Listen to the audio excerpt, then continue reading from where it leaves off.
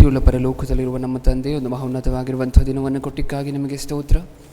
ನೀವು ಕೊಟ್ಟಿರುವಂತಹ ಈ ಅತ್ಯಮೂಲ್ಯವಾಗಿರುವಂತಹ ಅವಕಾಶದ ನಿಮಿತ್ತ ನಿಮಗೆ ಇನ್ನೊಂದು ಸಾರಿ ಕೃತಜ್ಞತೆ ಹೇಳ್ತಾ ಅಪ್ಪ. ಹಾಗೆ ಈಗ ನಾವೆಲ್ಲರೂ ಸಹ ನೀವು ಸತ್ಯವೇದದಲ್ಲಿ ನಮಗೋಸ್ಕರ ಬರೆಸಿಕೊಟ್ಟಿರುವಂತಹ ಮಾತುಗಳ ಬಗ್ಗೆ ಆಲೋಚನೆ ಮಾಡ್ತಿರ್ಬೇಕಾದ್ರೆ ಹೇಳ್ತಿರುವಂತಹ ನನಗೆ ಪರಿಶುದ್ಧಾತ್ಮರ ಸಹಾಯವನ್ನು, ಕೇಳ್ತಿರುವಂತಹ ನಿಮ್ಮ ಮಕ್ಕಳಿಗೆ ಅದನ್ನು ಅಂಗೀಕರಿಸಲಿಕ್ಕೆ ಬೇಕಾಗಿರುವಂತಹ ವಿವೇಕವನ್ನು, ಸಾತ್ವಿಕತೆಯನ್ನು ದಯಪಾಲಿಸಿ. ನನ್ನ ಪ್ರಾರ್ಥನೆ ಯೇಸು ಕ್ರಿಸ್ತರ ನಾಮದಲ್ಲಿ ಸಮರ್ಪಿಸಿ ಬೇಡಿಕೊಳ್ಳುತ್ತಿದ್ದೇನೆ, ಪರಲೋಕದಲ್ಲಿರುವ ನಮ್ಮ ತಂದೆಯೇ, ಆಮೆನ್. ಇಷ್ಟಕ್ಕೂ ಯಾವ ಅಂಶವನ್ನು ಆಲೋಚನೆ ಮಾಡ್ತಿದ್ದೀವಿ? ಯೆಹೋವನ ಸಾಕ್ಷಿಗಳು. ಎಷ್ಟರವರೆಗೂ ಆಲೋಚನೆ ಮಾಡಿದ್ದೀವಿ? ಕಳೆದ ವಾರ ಅವ್ರು ಇಟ್ಕೊಂಡಿರುವಂಥ ಹೆಸರಿನ ಬಗ್ಗೆ ಮಾತಾಡಿದ್ದೀವಿ. ಹಾಗೆ ಒಂದೆರಡು ಸಿದ್ಧಾಂತಗಳ ಬಗ್ಗೆ, 1,44,000 ಜನ ಮಾತ್ರ ಪರಲೋಕಕ್ಕೆ ಹೋಗ್ತಾರಾ, ಇದರ ಬಗ್ಗೆಯೂ ಕಳೆದ ವಾರ ಮಾತಾಡಿದ್ದೀವಿ ಅಲ್ವಾ? ಹಾಗೆ ನ್ಯಾಷನಲ್ ಫ್ಲ್ಯಾಗ್, ನ್ಯಾಷನಲ್ ಆ್ಯಂಥಮ್, ಇದಕ್ಕೆಲ್ಲ ಗೌರವ ಕೊಡಬಾರ್ದು ಅಂತ ಸತ್ಯವೇದ ಎಲ್ಲಾದರೂ ಹೇಳಿದ್ಯಾ? ಇದರ ಬಗ್ಗೆಯೂ ಕಳೆದ ವಾರ ಮಾತಾಡಿದ್ದೀವಿ. ಓಕೆ, ಇವತ್ತು ನೀವು ಕೇಳ್ತಿರುವಂತಹ ಸಂದೇಶ ಅತಿ ಅತಿ ಮುಖ್ಯವಾಗಿರುವಂತಹದ್ದು. ಮತ್ತೆ ಹೇಳ್ತಿದ್ದೀನಿ, ಇವತ್ತು ಯೆಹೋವನ ಸಾಕ್ಷಿಗಳು ಕೊನೆಯ ಭಾಗವನ್ನು ನೋಡ್ತಿದ್ದೀವಿ. ಅತಿ ಮುಖ್ಯವಾಗಿರುವಂತಹ ಘಟ್ಟದಲ್ಲಿದ್ದೀವಿ. ಎಲ್ಲರೂ ಸಹ ನಿಶ್ಶಬ್ದದಿಂದ ಪೂರ್ಣವಾಗಿ ಗಮನ ಕೊಟ್ಟು ಪೂರ್ಣ ಏಕಾಗ್ರತೆಯಿಂದ ಕೇಳಿಸ್ಕೊಳ್ಬೇಕು ಅನ್ನುವಂತಹ ಬೇಡಿಕೆಯನ್ನು ನಿಮ್ಮ ಮುಂದೆ ಇಡ್ತಿದ್ದೀನಿ. ಇವತ್ತು ನಾವು ನೋಡ್ತಿರುವಂತಹ ಇವರ ಮೊದಲನೇ ಸಿದ್ಧಾಂತ ಯಾವುದು? ಅತಿ ಮುಖ್ಯವಾಗಿರುವಂತಹದ್ದು ಅಂತ ನಾನು ಹೇಳಿದ್ದೀನಲ್ವ? ಯಾವುದು ಹಾಗಿದ್ರೆ? ಯೆಹೋವನ ಸಾಕ್ಷಿಗಳು ಬಂದು ಅವರು ನಂಬಿರುವಂತಹ ಈ ಸಿದ್ಧಾಂತವನ್ನು ಇನ್ನೊಬ್ಬರಿಗೂ ಪರಿಚಯ ಮಾಡ್ತಾರಲ್ವ? ಅದೇ ಅಲ್ವ ಪ್ರಾಬ್ಲಮ್ ಬಂದಿರುವಂತಹದ್ದು. ಇವರು ನಂಬಿರುವಂತಹದ್ದನ್ನು ಇನ್ನೊಬ್ಬರಿಗೆ ಪರಿಚಯ ಮಾಡ್ತಾರೆ. ಅದಕ್ಕೋಸ್ಕರ, ಅದರ ನಿಮಿತ್ತ ಅದಕ್ಕೆ ಉತ್ತರ ನಮಗೆ ಗೊತ್ತಿರಬೇಕು ಅಂತ ಹೇಳಿ ಇವರು ಯಾವುದನ್ನು ಹೇಳ್ತಾರೆ ಅನ್ನುವಂತಹದನ್ನು ಮುಂಚಿತವಾಗಿ ಆಲೋಚನೆ ಮಾಡುವಂತಹ ಪ್ರಯತ್ನವನ್ನು ಮಾಡ್ತಿದ್ದೀವಿ.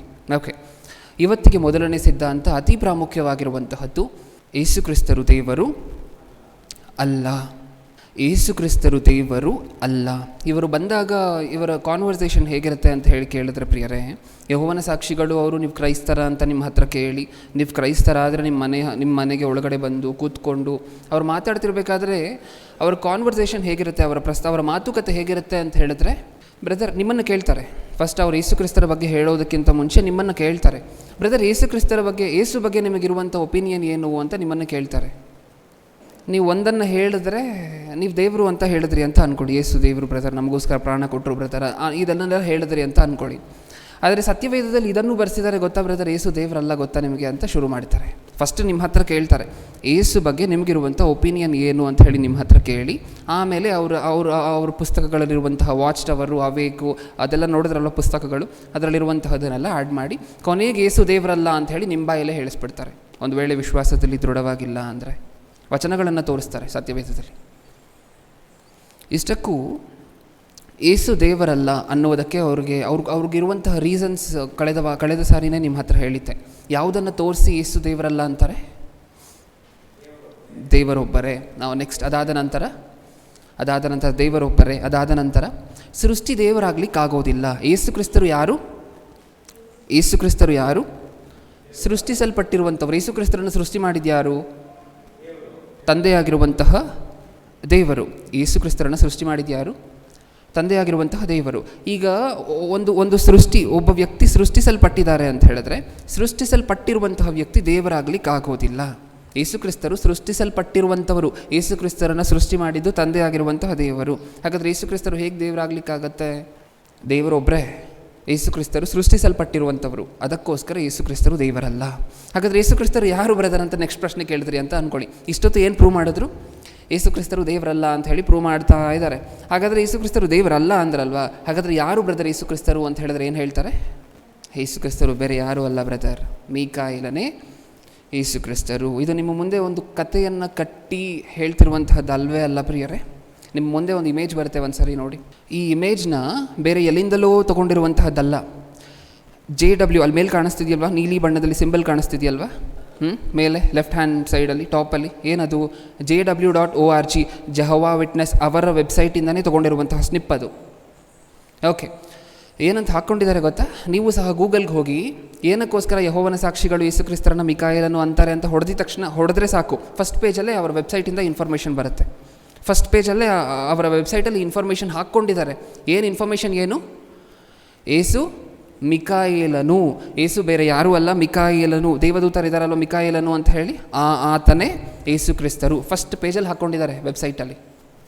ಅವ್ರು ಯಾವ ರೆಫರೆನ್ಸ್, ಆ ರೆಫರೆನ್ಸ್ಗೆ ಬರೋಣ ಒಂದು ನಿಮಿಷ. ಅಲ್ಲೊಂದು ರೆಫರೆನ್ಸ್ ಇದೆ, ಯಾವ ರೆಫರೆನ್ಸ್ನ ಪ್ರಕಾರ ಯೇಸು ಕ್ರಿಸ್ತರು ಮಿಕಾಯೇಲನು ಅಂತ ಹೇಳ್ತಿದ್ದಾರೆ ಅನ್ನುವಂತಹ ರೆಫರೆನ್ಸು ಅಲ್ಲಿ ಮೆನ್ಷನ್ ಆಗಿದೆ. ಅದಕ್ಕೆ ಹೋಗುವುದಕ್ಕಿಂತ ಮುಂಚೆ ಇನ್ನೊಂದು ಅತಿ ಪ್ರಾಮುಖ್ಯವಾಗಿರುವಂತಹ ವಿಚಾರ ಹೇಳಬೇಕಾಗಿದೆ. ಇದು ಎಲ್ಲಿಂದ ತೊಗೊಂಡಿರುವಂತಹ ಸ್ನಿಪ್ ಗೊತ್ತಾ ಪ್ರಿಯರೇ? ಯೆಹೋವನ ಸಾಕ್ಷಿಗಳು ಮೊದಲನೇ ಭಾಗ ಯೂಟ್ಯೂಬಲ್ಲಿ ಅಪ್ಲೋಡ್ ಆಯಿತಾ? ಯೆಹೋವನ ಸಾಕ್ಷಿಗಳು ಮೊದಲನೇ ಭಾಗ ಯೂಟ್ಯೂಬಲ್ಲಿ ಅಪ್ಲೋಡ್ ಆಯಿತಾ? ನೋಡಿದ್ವಾ ಅದನ್ನು? ಓಕೆ. ಆ ಮೊದಲನೇ ಭಾಗದ ವಿಡಿಯೋ ಯೆಹೋವನ ಸಾಕ್ಷಿಗಳು ಯೂಟ್ಯೂಬಲ್ಲಿ ಅಪ್ಲೋಡ್ ಆದಮೇಲೆ, ಜೈಶಾಲಿ ಕನ್ನಡ ಕ್ರಿಶ್ಚಿಯನ್ ಅಂದರೆ ಕ್ರೈಸ್ಟ್ ಚರ್ಚ್ ಕರ್ನಾಟಕದಲ್ಲಿ ಅಪ್ಲೋಡ್ ಆದಮೇಲೆ ಕಮೆಂಟ್ ಸೆಕ್ಷನಲ್ಲಿ ಒಬ್ಬರು ಕಮೆಂಟ್ ಮಾಡಿದ್ರು. ಇದು ಅವ್ರು ಮಾಡಿರುವಂತಹ ಕಮೆಂಟ್, ಅವರ ಹೆಸರನ್ನು ತೆಗೆದು ಬರೀ ಅವ್ರು ಮಾಡಿರುವಂಥ ಕಮೆಂಟನ್ನು ನಮ್ಮ ಮುಂದೆ ಹಾಕ್ತಿದ್ದೀವಿ. ಏನಂತ ಹೇಳಿದ್ದಾರೆ? ಬ್ರದರ್, ನೀವು ಯಾವ ಆಧಾರದ ಮೇಲೆ ಅವ್ರನ್ನ ಕ್ರಿಟಿಸೈಸ್ ಮಾಡ್ತಿದ್ದೀರಾ? ಅವರು ಹೇಳ್ತಿರುವಂತಹದನ್ನು ತಪ್ಪು ಅಂತಿದ್ದೀರಾ? ಪ್ರಸಂಗವನ್ನು ಕೇಳಿದ ನಂತರ ನೀವು ಯಾವ ಆಧಾರದ ಮೇಲೆ ಯೆಹೋವನ ಸಾಕ್ಷಿಗಳು ಮಾಡ್ತಿರುವಂತಹದ್ದು ತಪ್ಪು ಅಂತಿದ್ದೀರಾ? ಹೀಗೆಲ್ಲ ಮಾಡಬಾರ್ದು. ನೆಕ್ಸ್ಟ್ ಕೆಳಗಡೆ ಏನು ಹೇಳಿದ್ದಾರೆ? ಈ ವಿಡಿಯೋವನ್ನು ಆದಷ್ಟು ಬೇಗ, ಮೊದಲನೇ ಭಾಗ ಅಪ್ಲೋಡ್ ಆಗಿದೆಯಾ? ಹಾಂ, ಆ ವಿಡಿಯೋವನ್ನು ಏನು ಮಾಡಬೇಕಂತೆ? ಆದಷ್ಟು ಬೇಗ ತೆಗೆದುಬಿಡ್ಬೇಕಂತೆ. ನಾವು ಭಾರತೀಯರಾಗಿ ಇಷ್ಟಕ್ಕೂ ಸಂವಿಧಾನದಲ್ಲಿ ಹಕ್ಕಿದೆ, ನಿಜ, ಹೌದು. ನಾವು ಯಾವ ಇನ್ನೊಂದು ಧರ್ಮವನ್ನು ಸಹ ಹೀನೈಸೋ ಹಂಗಿಲ್ಲ, ನಿಂದನೆ ಮಾಡೋ ಹಂಗಿಲ್ಲ. ನಾವು ಇನ್ನೊಂದು ಧರ್ಮದ ಬಗ್ಗೆ ಮಾತಾಡ್ತಿದ್ದೀವ? ನೀವು ಹೇಳಿ, ಯಾರ ಮನೆ ಸರಿ ಮಾಡ್ಕೊಳ್ತಿದ್ದೀವಿ? ಪಕ್ಕದ ಮನೆ ಬಗ್ಗೆ ಮಾತಾಡಬಾರ್ದು, ಅಧಿಕಾರ ನಮಗಿಲ್ಲ. ಪಕ್ಕದ ಮನೆಯವರು ಹಾಗೆ ಹೀಗೆ ಅಂತ ಮಾತಾಡಬಾರ್ದು. ನಮ್ಮ ಮನೆ, ನಿಮ್ಮ ಮಗನಿಗೆ ಬುದ್ಧಿ ಹೇಳ್ತಿದ್ದೀರಾ ಅಂತ ಅಂದ್ಕೊಳ್ಳಿ, ಅಥವಾ ನಿಮ್ಮ ಮನೇಲಿ ಯಾರಿಗಾದ್ರೂ ಬುದ್ಧಿ ಹೇಳ್ತಿದ್ದೀರಾ ಅಂತ ಅಂದ್ಕೊಳ್ಳಿ, ಅವ್ರು ಮಾಡಿದ ತಪ್ಪು ಅಂತ. ಅದು ತಪ್ಪ? ನಾವು ಇಲ್ಲಿ ಕ್ರೈಸ್ತರ ಬಗ್ಗೆನೇ ಅಲ್ವಾ ಪ್ರಿಯರೇ ಮಾತಾಡ್ತಿರುವಂತಹದ್ದು? ಅದು ಹೀನೈಸ್ತಿದ್ದೀವ? ಹೀನೈಸುವಂತಹದ್ದು ಅಂದರೆ ಏನು ಹೇಳಿ? ಹೀನೈಸುವಂತಹದ್ದು ಅಂದರೆ ಏನು? ನಿಮ್ಮ ದೇವರೆಲ್ಲ ಕಲ್ಲುಗಳು, ಅವರು ಉಸಿರಾಡೋದಿಲ್ಲ, ಇದನ್ನು ಹೇಳಿದ್ರೆ ಹೀನೈಸಿದ ಹಾಗೆ. ಇದನ್ನು ಹೇಳಿದ್ರೆ ಹೀನೈಸಿದ ಹಾಗೆ. ನಾವೇನು ಹೀನೈಸ್ತಿದ್ದೀವ? ಸತ್ಯವೇದದಲ್ಲಿರುವಂತಹ ರೆಫರೆನ್ಸ್ಗಳನ್ನ ತೆಗೆದು ಅವ್ರ ಮುಂದೆ ಇಡ್ತಿದ್ದೀವಿ. ನೀವು ಹೇಳುವಂತಹದ್ದು ಹೀಗಿದೆ ಬ್ರದರ್, ಸತ್ಯವೇದದಲ್ಲಿ ಹೀಗಿದೆ ಬ್ರದರ್ ಅಂತ ಎರಡು ಇಟ್ಟು ಅವ್ರ ಮುಂದೆ ನೀವೇ ಕಂಪೇರ್ ಮಾಡ್ಕೊಳ್ಳಿ ಅಂತ ತೋರಿಸ್ತಿದ್ದೀವಿ. ಹೌದಾ? ಅಷ್ಟೇನಾ? ಇದು ಹೀನೈಸುವಂತಹದ್ದ? ಓಕೆ. ವಿಡಿಯೋವನ್ನು ಆದಷ್ಟು ಬೇಗ ತೆಗಿಬೇಕಂತೆ, ಭಾರತೀಯರಿಗಾಗಿ ಈ ಹಕ್ಕಿಲ್ವಂತೆ. ನೆಕ್ಸ್ಟ್ ಲಾಸ್ಟಲ್ಲಿ ಇನ್ನೂ ಏನು ಹೇಳಿದ್ದಾರೆ? ಕ್ರೈಸ್ತರು ಒಬ್ಬರನ್ನೊಬ್ಬರು ಪ್ರೀತಿ ಮಾಡಬೇಕು ಅಂದರೆ ಇವ್ರು ಯಾವ ಅರ್ಥದಲ್ಲಿ ಹೇಳ್ತಿದ್ದಾರೆ ಅಂತ ಹೇಳಿದ್ರೆ, ಅವ್ರು ಎಷ್ಟೇ ತಪ್ಪು ಮಾಡಿದ್ರೂ ಸಹ ಇವರು ಯೇಸುಕ್ರಿಸ್ತರನ್ನ ದೇವರಲ್ಲ ಅಂದರು, ಯೇಸುಕ್ರಿಸ್ತರನ್ನ ಮಿಕಾಯೇಲನು ಅಂತ ಹೇಳಿದ್ರು. ಇನ್ನೂ ಸ್ವಲ್ಪ ಮುಂದೆ ಹೋಗಿ ಯೇಸುಕ್ರಿಸ್ತರನ್ನ ಮಿಕಾಯೇಲನಿಗೆ ಅಸಿಸ್ಟೆಂಟ್ ಮಾಡಿದ್ರೂ ಸಹ ಮಿಕಾಯೇಲನಿಗೆ ಯೇಸುಕ್ರಿಸ್ತರನ್ನು ನಾವು ಏನು ಮಾಡಬೇಕಂತೆ? ಪ್ರೀತಿ ಮಾಡಬೇಕು. ಕ್ರೈಸ್ತರು ಅಂದರೆ ಒಬ್ಬರನ್ನೊಬ್ಬರು ಪ್ರೀತಿ ಮಾಡುವಂತಹದ್ದೇ ಅಲ್ವಾ? ಅದು ಲಾಸ್ಟ್ ಸೆಂಟೆನ್ಸಲ್ಲಿ ಮೆನ್ಷನ್ ಆಗಿರುವಂತಹದ್ದು. ಈಗ ನಿಮ್ಮ ಉತ್ತರ ಏನು ಈ ಕಮೆಂಟ್ಗೆ? ನಿಮ್ಮ ಉತ್ತರ ಏನು ಈ ಕಮೆಂಟ್ಗೆ? ಅವರೊಂದು 3-4 ಪಾಯಿಂಟ್ ಹೇಳಿದರು, ಅದಕ್ಕೆಲ್ಲ ನಿಮ್ಮ ಉತ್ತರ ಏನು? ಆ ಬ್ರದರ್ ಯಾರು ಕಮೆಂಟ್ ಹಾಕಿದ್ರೋ ಅವ್ರಿಗೋಸ್ಕರ ಒಂದು 5 ರೆಫರೆನ್ಸು, ಅವರಿಗೋಸ್ಕರನೇ ಹುಡುಕಿ ತೆಗೆದಿರುವಂತಹ ರೆಫರೆನ್ಸ್ಗಳಿದೆ ಸತ್ಯವೇದದಲ್ಲಿ. ಆ ರೆಫರೆನ್ಸ್ಗಳನ್ನು ನೋಡ್ಕೊಂಡು ಪಾಠವನ್ನು ಕಂಟಿನ್ಯೂ ಮಾಡೋಣ. ಯೆಹೋವನ ಸಾಕ್ಷಿಗಳು ಅಂತ್ಯಭಾಗವನ್ನು ಈ 5 ರೆಫರೆನ್ಸ್ಗಳನ್ನು ನೋಡಿಕೊಂಡು ಪಾಠವನ್ನು ಕಂಟಿನ್ಯೂ ಮಾಡೋಣ. ಓಕೆ. ಮೊಟ್ಟ ಮೊದಲನೇದಾಗಿ ಪೇತ್ರನ ಮೊದಲನೇ ಪತ್ರಿಕೆ 2ನೇ ಅಧ್ಯಾಯ. ಪೇತ್ರನ ಮೊದಲನೇ ಪತ್ರಿಕೆ 2ನೇ ಅಧ್ಯಾಯ 15ನೇ ವಚನ. 2:15. ತಿಳಿಯದೆ ಮಾತಾಡುವ ಮೂಢ ಜನರ ಬಾಯಿಯನ್ನು, ದೇವರು ನಮಗೆ ಕೊಟ್ಟಿರುವಂಥ ಆಜ್ಞೆ ಏನಂತೆ? ತಿಳಿಯದೆ ಮಾತಾಡುವ ಮೂಢ ಜನರ ಬಾಯಿಯನ್ನು ನೀವು ಒಳ್ಳೆಯ ನಡತೆಯಿಂದ ಕಟ್ಟಬೇಕೆಂಬುದೇ ದೇವರ ಚಿತ್ತ. ಏನು ದೇವರ ಚಿತ್ತ? ಏನು ಹೇಳಿ ಎಲ್ಲರೂ ಸಹ. ದೇವರ ಚಿತ್ತ ಏನು? ತಿಳಿಯದೆ ಮಾತಾಡುವ ಮೂಢ ಜನರ ಬಾಯಿಯನ್ನು ಕ್ರೈಸ್ತರು, ದೇವರ ಮಕ್ಕಳಾಗಿರುವಂತಹ ನಾವು, ಯಾರಾದರೂ ಬಂದು ಯೇಸುಕ್ರಿಸ್ತರು ದೇವರಲ್ಲ ಅಂದರೆ, ಯಾರಾದರೂ ಬಂದು ಯೇಸುಕ್ರಿಸ್ತರೇ ಮಿಕಾಯೇಲನ್ ಅಂದರೆ, ಯಾರಾದರೂ ಬಂದು ಯೇಸುಕ್ರಿಸ್ತರು ಮಿಕಾಯೇಲನಿಗೆ ಅಸಿಸ್ಟೆಂಟ್ ಅಂದರೆ, ಇವಾಗ ಏನು ಮಾಡಬೇಕು ಅಂತೆ? ನಾವು ಯೇಸುಕ್ರಿಸ್ತರನ್ನ ನಂಬಿರುವಂಥವ್ರು ನಾವೇನಾ? ಯೇಸುಕ್ರಿಸ್ತರು ನಮಗೋಸ್ಕರನೇನ ಪ್ರಾಣ ಕೊಟ್ಟಿದ್ದು, ನಮಗೋಸ್ಕರನೇನ ರಕ್ತ ಕೊಟ್ಟಿದ್ದು? ಏನು ಮಾಡಬೇಕಂತೆ? ಕೆಟ್ಟ ಮಾತು ಮಾತಾಡೋ ಹಂಗಿಲ್ಲ, ಕೈ ಮಾಡೋ ಹಂಗಿಲ್ಲ, ಹೊಡೆಯೋ ಹಂಗಿಲ್ಲ. ಇದೆಲ್ಲ ಒಳ್ಳೆ ನಡತೆ ಅಲ್ಲ. ನಾವು ಯಾವ ಥರ ಮುಚ್ಚಿಸ್ಬೇಕಂತೆ ಅವರ ಬಾಯಿ? ಒಳ್ಳೆ ನಡತೆಯಿಂದ ಮುಚ್ಚಿಸ್ಬೇಕಂತೆ. ನಾವು ಯಾವುದಾದ್ರೂ ಮಾತಾಡೋದ್ವಾ ಇಲ್ಲಿ ಕೆಟ್ಟ ಮಾತು ಅದು ಇದು ಏನಾದರೂ? ಇಲ್ಲ. ರೆಫರೆನ್ಸನ್ನು ತೆಗೆದು ಅವ್ರ ಮುಂದೆನೇ ಇಡ್ತಿದ್ದೀವಿ. ಹೌದಾ? ಸತ್ಯವೇದದಲ್ಲಿ ಹಾಗಾದರೆ ಏನು ಹೇಳಿದ್ದಾರೆ ದೇವರು? ಯಾವುದು ದೇವರ ಚಿತ್ತ? ಅವರು ಮಾತಾಡ್ತಿದ್ದಾರೆ ಅಂತ ಹೇಳಿದ್ರೆ ಹಾಗೆ ಬಿಡಬಾರ್ದು. ಯೆಹೋವನ ಸಾಕ್ಷಿಗಳು ಬಂದು ಇದೇ ಥರ ಯೇಸು ದೇವರಲ್ಲ, ಯೇಸು ಮಿಕಾಯೇಲನು, ಪರಿಶುದ್ಧಾತ್ಮರ ಬಗ್ಗೆ ಏನು ಕತೆ ಕಟ್ಟಿದ್ದಾರೆ ಅಂತ ಹೇಳಿ ನೋಡೋಣ. ಇದೇ ಅಂಶದಲ್ಲಿದೆ. ನಾವು ನಂಬಿರುವಂಥ ಯೇಸು ಕ್ರಿಸ್ತರ ಬಗ್ಗೆ, ಪರಿಶುದ್ಧಾತ್ಮರ ಬಗ್ಗೆ ತಪ್ಪಾಗಿ ಹೇಳ್ತಿದ್ದಾರೆ ಅಂತ ಅಂದ್ಕೊಳ್ಳಿ. ಅದನ್ನು ನಂಬಿ ಸುಮಾರು ಜನ ಆರಿಸಲ್ಪಟ್ಟಿರುವಂಥವರು ಸಹ ಹೋಗ್ತಿದ್ದಾರೆ ಹಿಂದಿರುಗಿ ಅಂತ ಅಂದ್ಕೊಳ್ಳಿ. ಅದನ್ನು ನೋಡ್ಕೊಂಡು ನಾವು ಸುಮ್ಮನೆ ಇರುವಂತಹ ದಿನ ನಮ್ಮ ಜವಾಬ್ದಾರಿ. ಅದಕ್ಕೇನ ಯೇಸು ಪ್ರಾಣ ಕೊಟ್ಟಿದ್ದು? ಈ ಯೆಹೋವನ ಸಾಕ್ಷಿಗಳು ಆ ವೆಬ್ಸೈಟ್ಗೆ ಎಷ್ಟು ಸಾವಿರ ಜನ ಪ್ರತಿದಿನ ಹೋಗಿ ಆ ವೆಬ್ಸೈಟನ್ನು ಕ್ಲಿಕ್ ಮಾಡಿ ಓಪನ್ ಮಾಡಿ ಓದ್ತಾರೆ ಗೊತ್ತಾ? ಅವರ ಕಣ್ಣಿಗೆಲ್ಲ ಯಾವುದು ಬೀಳ್ತಿದೆ? ಏಸು ದೇವರಲ್ಲ, ಏಸು ಮಿಕಾಯೇಲನು, ಏಸು ದೇವರಲ್ಲ, ಏಸು ಮಿಕಾಯೇಲನು ಬೀಳ್ತಾನೇ ಇದೆ ಅದು ಅವ್ರ ಕಣ್ಣಿಗೆ. ಈಗ ಯಾರೂ ಮಾತಾಡಿಲ್ಲ ಅಂತ ಅಂದ್ಕೊಳ್ಳಿ, ಅದರ ಬಗ್ಗೆ ಏನಾಗುತ್ತೆ? ಹೌದಾ? ಅದಕ್ಕೋಸ್ಕರನೇ ಮಾಡ್ತಿರುವಂತಹದ್ದು. ದೇವರು ಬಾಯಿ ಬಿಟ್ಟು ಕೇಳಿದ್ದಾರೆ. ಏನಂತ ಕೇಳಿದ್ದಾರೆ? ಮಕ್ಕಳ, ನಿಮ್ಮ ಜವಾಬ್ದಾರಿ. ತಿಳಿಯದೆ ಯಾರಾದರೂ ಮಾತಾಡ್ತಿದ್ದಾರೆ ಅಂತ ಹೇಳಿದ್ರೆ ಅವ್ರ ಪಾಡಿಗೆ ಅವ್ರು ಮಾತಾಡ್ಕೊಳ್ಳಿ ಅಂತ ಮನೆಗೆ ಬರಬಾರ್ದು. ನೀವು ಹೋಗಿ ಒಪ್ಪಿಸ್ಬೇಕು ಅವರನ್ನು. ಇದೆಲ್ಲ ಸರಿ, ಇದೇ ಸರಿ ಅಂತ ಹೇಳಿ ಒಪ್ಪಿಸ್ಬೇಕು. ಆಗ ಅವ್ರು ಮಾರ್ಪಡದೆ ಹೋದರೂ ಅವ್ರು ಸುತ್ತ ಇರುವಂತಹ ಜನ ನೋಡ್ತಿರ್ತಾರಲ್ವ ಇದನ್ನು, ಅವರಾದರೂ ಏನು ಮಾಡ್ತಾರೆ? ಇವರ ಮಾಯೆಯಿಂದ ತಪ್ಪಿಸಲ್ಪಡ್ತಾರೆ. ಸ್ವಲ್ಪ ಜನರಾದರೂ ರಕ್ಷಿಸಲ್ಪಡ್ತಾರೆ. ಅದಕ್ಕೆ ಸತ್ಯವೇದದಲ್ಲಿ ನಿಮಗೆ ತುಂಬ ಸಂದರ್ಭಗಳು ಕಾಣಿಸುತ್ತೆ. ಪೌಲನು, ಪೇತ್ರನು ಇವರೆಲ್ಲ ಏನು ಮಾಡ್ತಿದ್ರು ಗೊತ್ತಾ? ಏಸು ದೇವರಲ್ಲ, ಏಸು ಕ್ರಿಸ್ತನಲ್ಲ. ಇದು ಮೊದಲನೇ ಶತಮಾನದಲ್ಲಿ ಇದ್ದಂತಹ ವಾದನೆ. ಯಹೂದ್ಯರು ಏನು ನಂಬೋದಿಲ್ಲ? ಏಸುನೇ ಕ್ರಿಸ್ತನು ಅಂತ ಹೇಳಿ ನಂಬೋದಿಲ್ಲ. ಬರಬೇಕಾಗಿರುವಂಥ ಕ್ರಿಸ್ತನು, ಬರಬೇಕಾಗಿರುವಂತಹ ಮೆಸ್ಸಿಯ ಏಸುನೇ ಅಂತ ಹೇಳಿ ನಂಬೋದಿಲ್ಲ. ಈ ಅಪೋಸ್ತಲರು ಹೋಗಿ ಏನು ಮಾಡ್ತಿದ್ರಂತೆ ಗೊತ್ತಾ? ಪ್ರತಿದಿನವೂ ಸಹ ವಾದ ಮಾಡಿ ಒಪ್ಪಿಸ್ತಾ ಇದ್ರಂತೆ. ಧರ್ಮಶಾಸ್ತ್ರದಲ್ಲಿ ಬರೆದಿರುವಂತಹ ಪ್ರತಿಯೊಂದನ್ನು ಅವ್ರ ಮುಂದೆ ಇಟ್ಟು ಇದು ಹಿಂಗಲ್ಲ, ಇದರ ಅರ್ಥ ಇದಲ್ಲ, ಇದು ಅಂತ ಹೇಳಿ ವಾದ ಮಾಡಿ ಒಪ್ಪಿಸ್ತಿದ್ರಂತೆ. ಇದು ನಮ್ಮ ಬಾಧ್ಯತೆಗಳಲ್ವ? ಪ್ರೀತಿಸ್ಕೊಂಡಿರೋಣ. ಇವ್ರು ಬಂದು ನಮ್ಮ ಕಪಾಳಕ್ಕೆ ಹೊಡೆದ್ರೆ ನಾವು ಇನ್ನೊಂದು ಸರಿ ಹೊಡಿತೀವ? ಆ ಕಮೆಂಟ್ ಹಾಕಿರುವಂತಹ ಬ್ರದರೇ ಬಂದು ನಮ್ಮ ಕಪಾಳಕ್ಕೆ ಹೊಡೆದ್ರೆ ಇನ್ನೊಂದು ಸರಿ ಹೊಡಿತೀವ? ಹೊಡೆಯೋದಿಲ್ಲ. ಆದರೆ ಏಸುನ ದೇವರಲ್ಲ ಅಂತ ಹೇಳಿದ್ರೆ ಮಾತ್ರ, ಏಸುನ ದೇವರು ಅಂತ ದೇವರಲ್ಲ ಅಂತ ಹೇಳಿದ್ರೆ ಮಾತ್ರ ಸುಮ್ಮನೆ ಇರಿ ಅಂತ ದೇವರು ಸತ್ಯವೇದದಲ್ಲಿ ಹೇಳಿಕೊಟ್ಟಿಲ್ಲ. ಕೀರ್ತನೆಗಳು 94ನೇ ಅಧ್ಯಾಯ, ಕೀರ್ತನೆಗಳು 94ನೇ ಅಧ್ಯಾಯ 16ನೇ ವಚನ.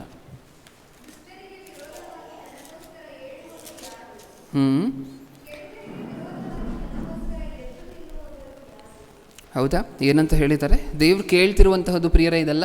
ಯಾರಿದ್ದಾರೆ ನನಗೋಸ್ಕರ ಅಂತ ಹೇಳಿ ಬಾಧೆಪಟ್ಟು ಕೇಳ್ತಿರುವಂತಹದ್ದು. ಹೌದಾ? ಏನಂತ ಹೇಳಿದ್ದಾರೆ?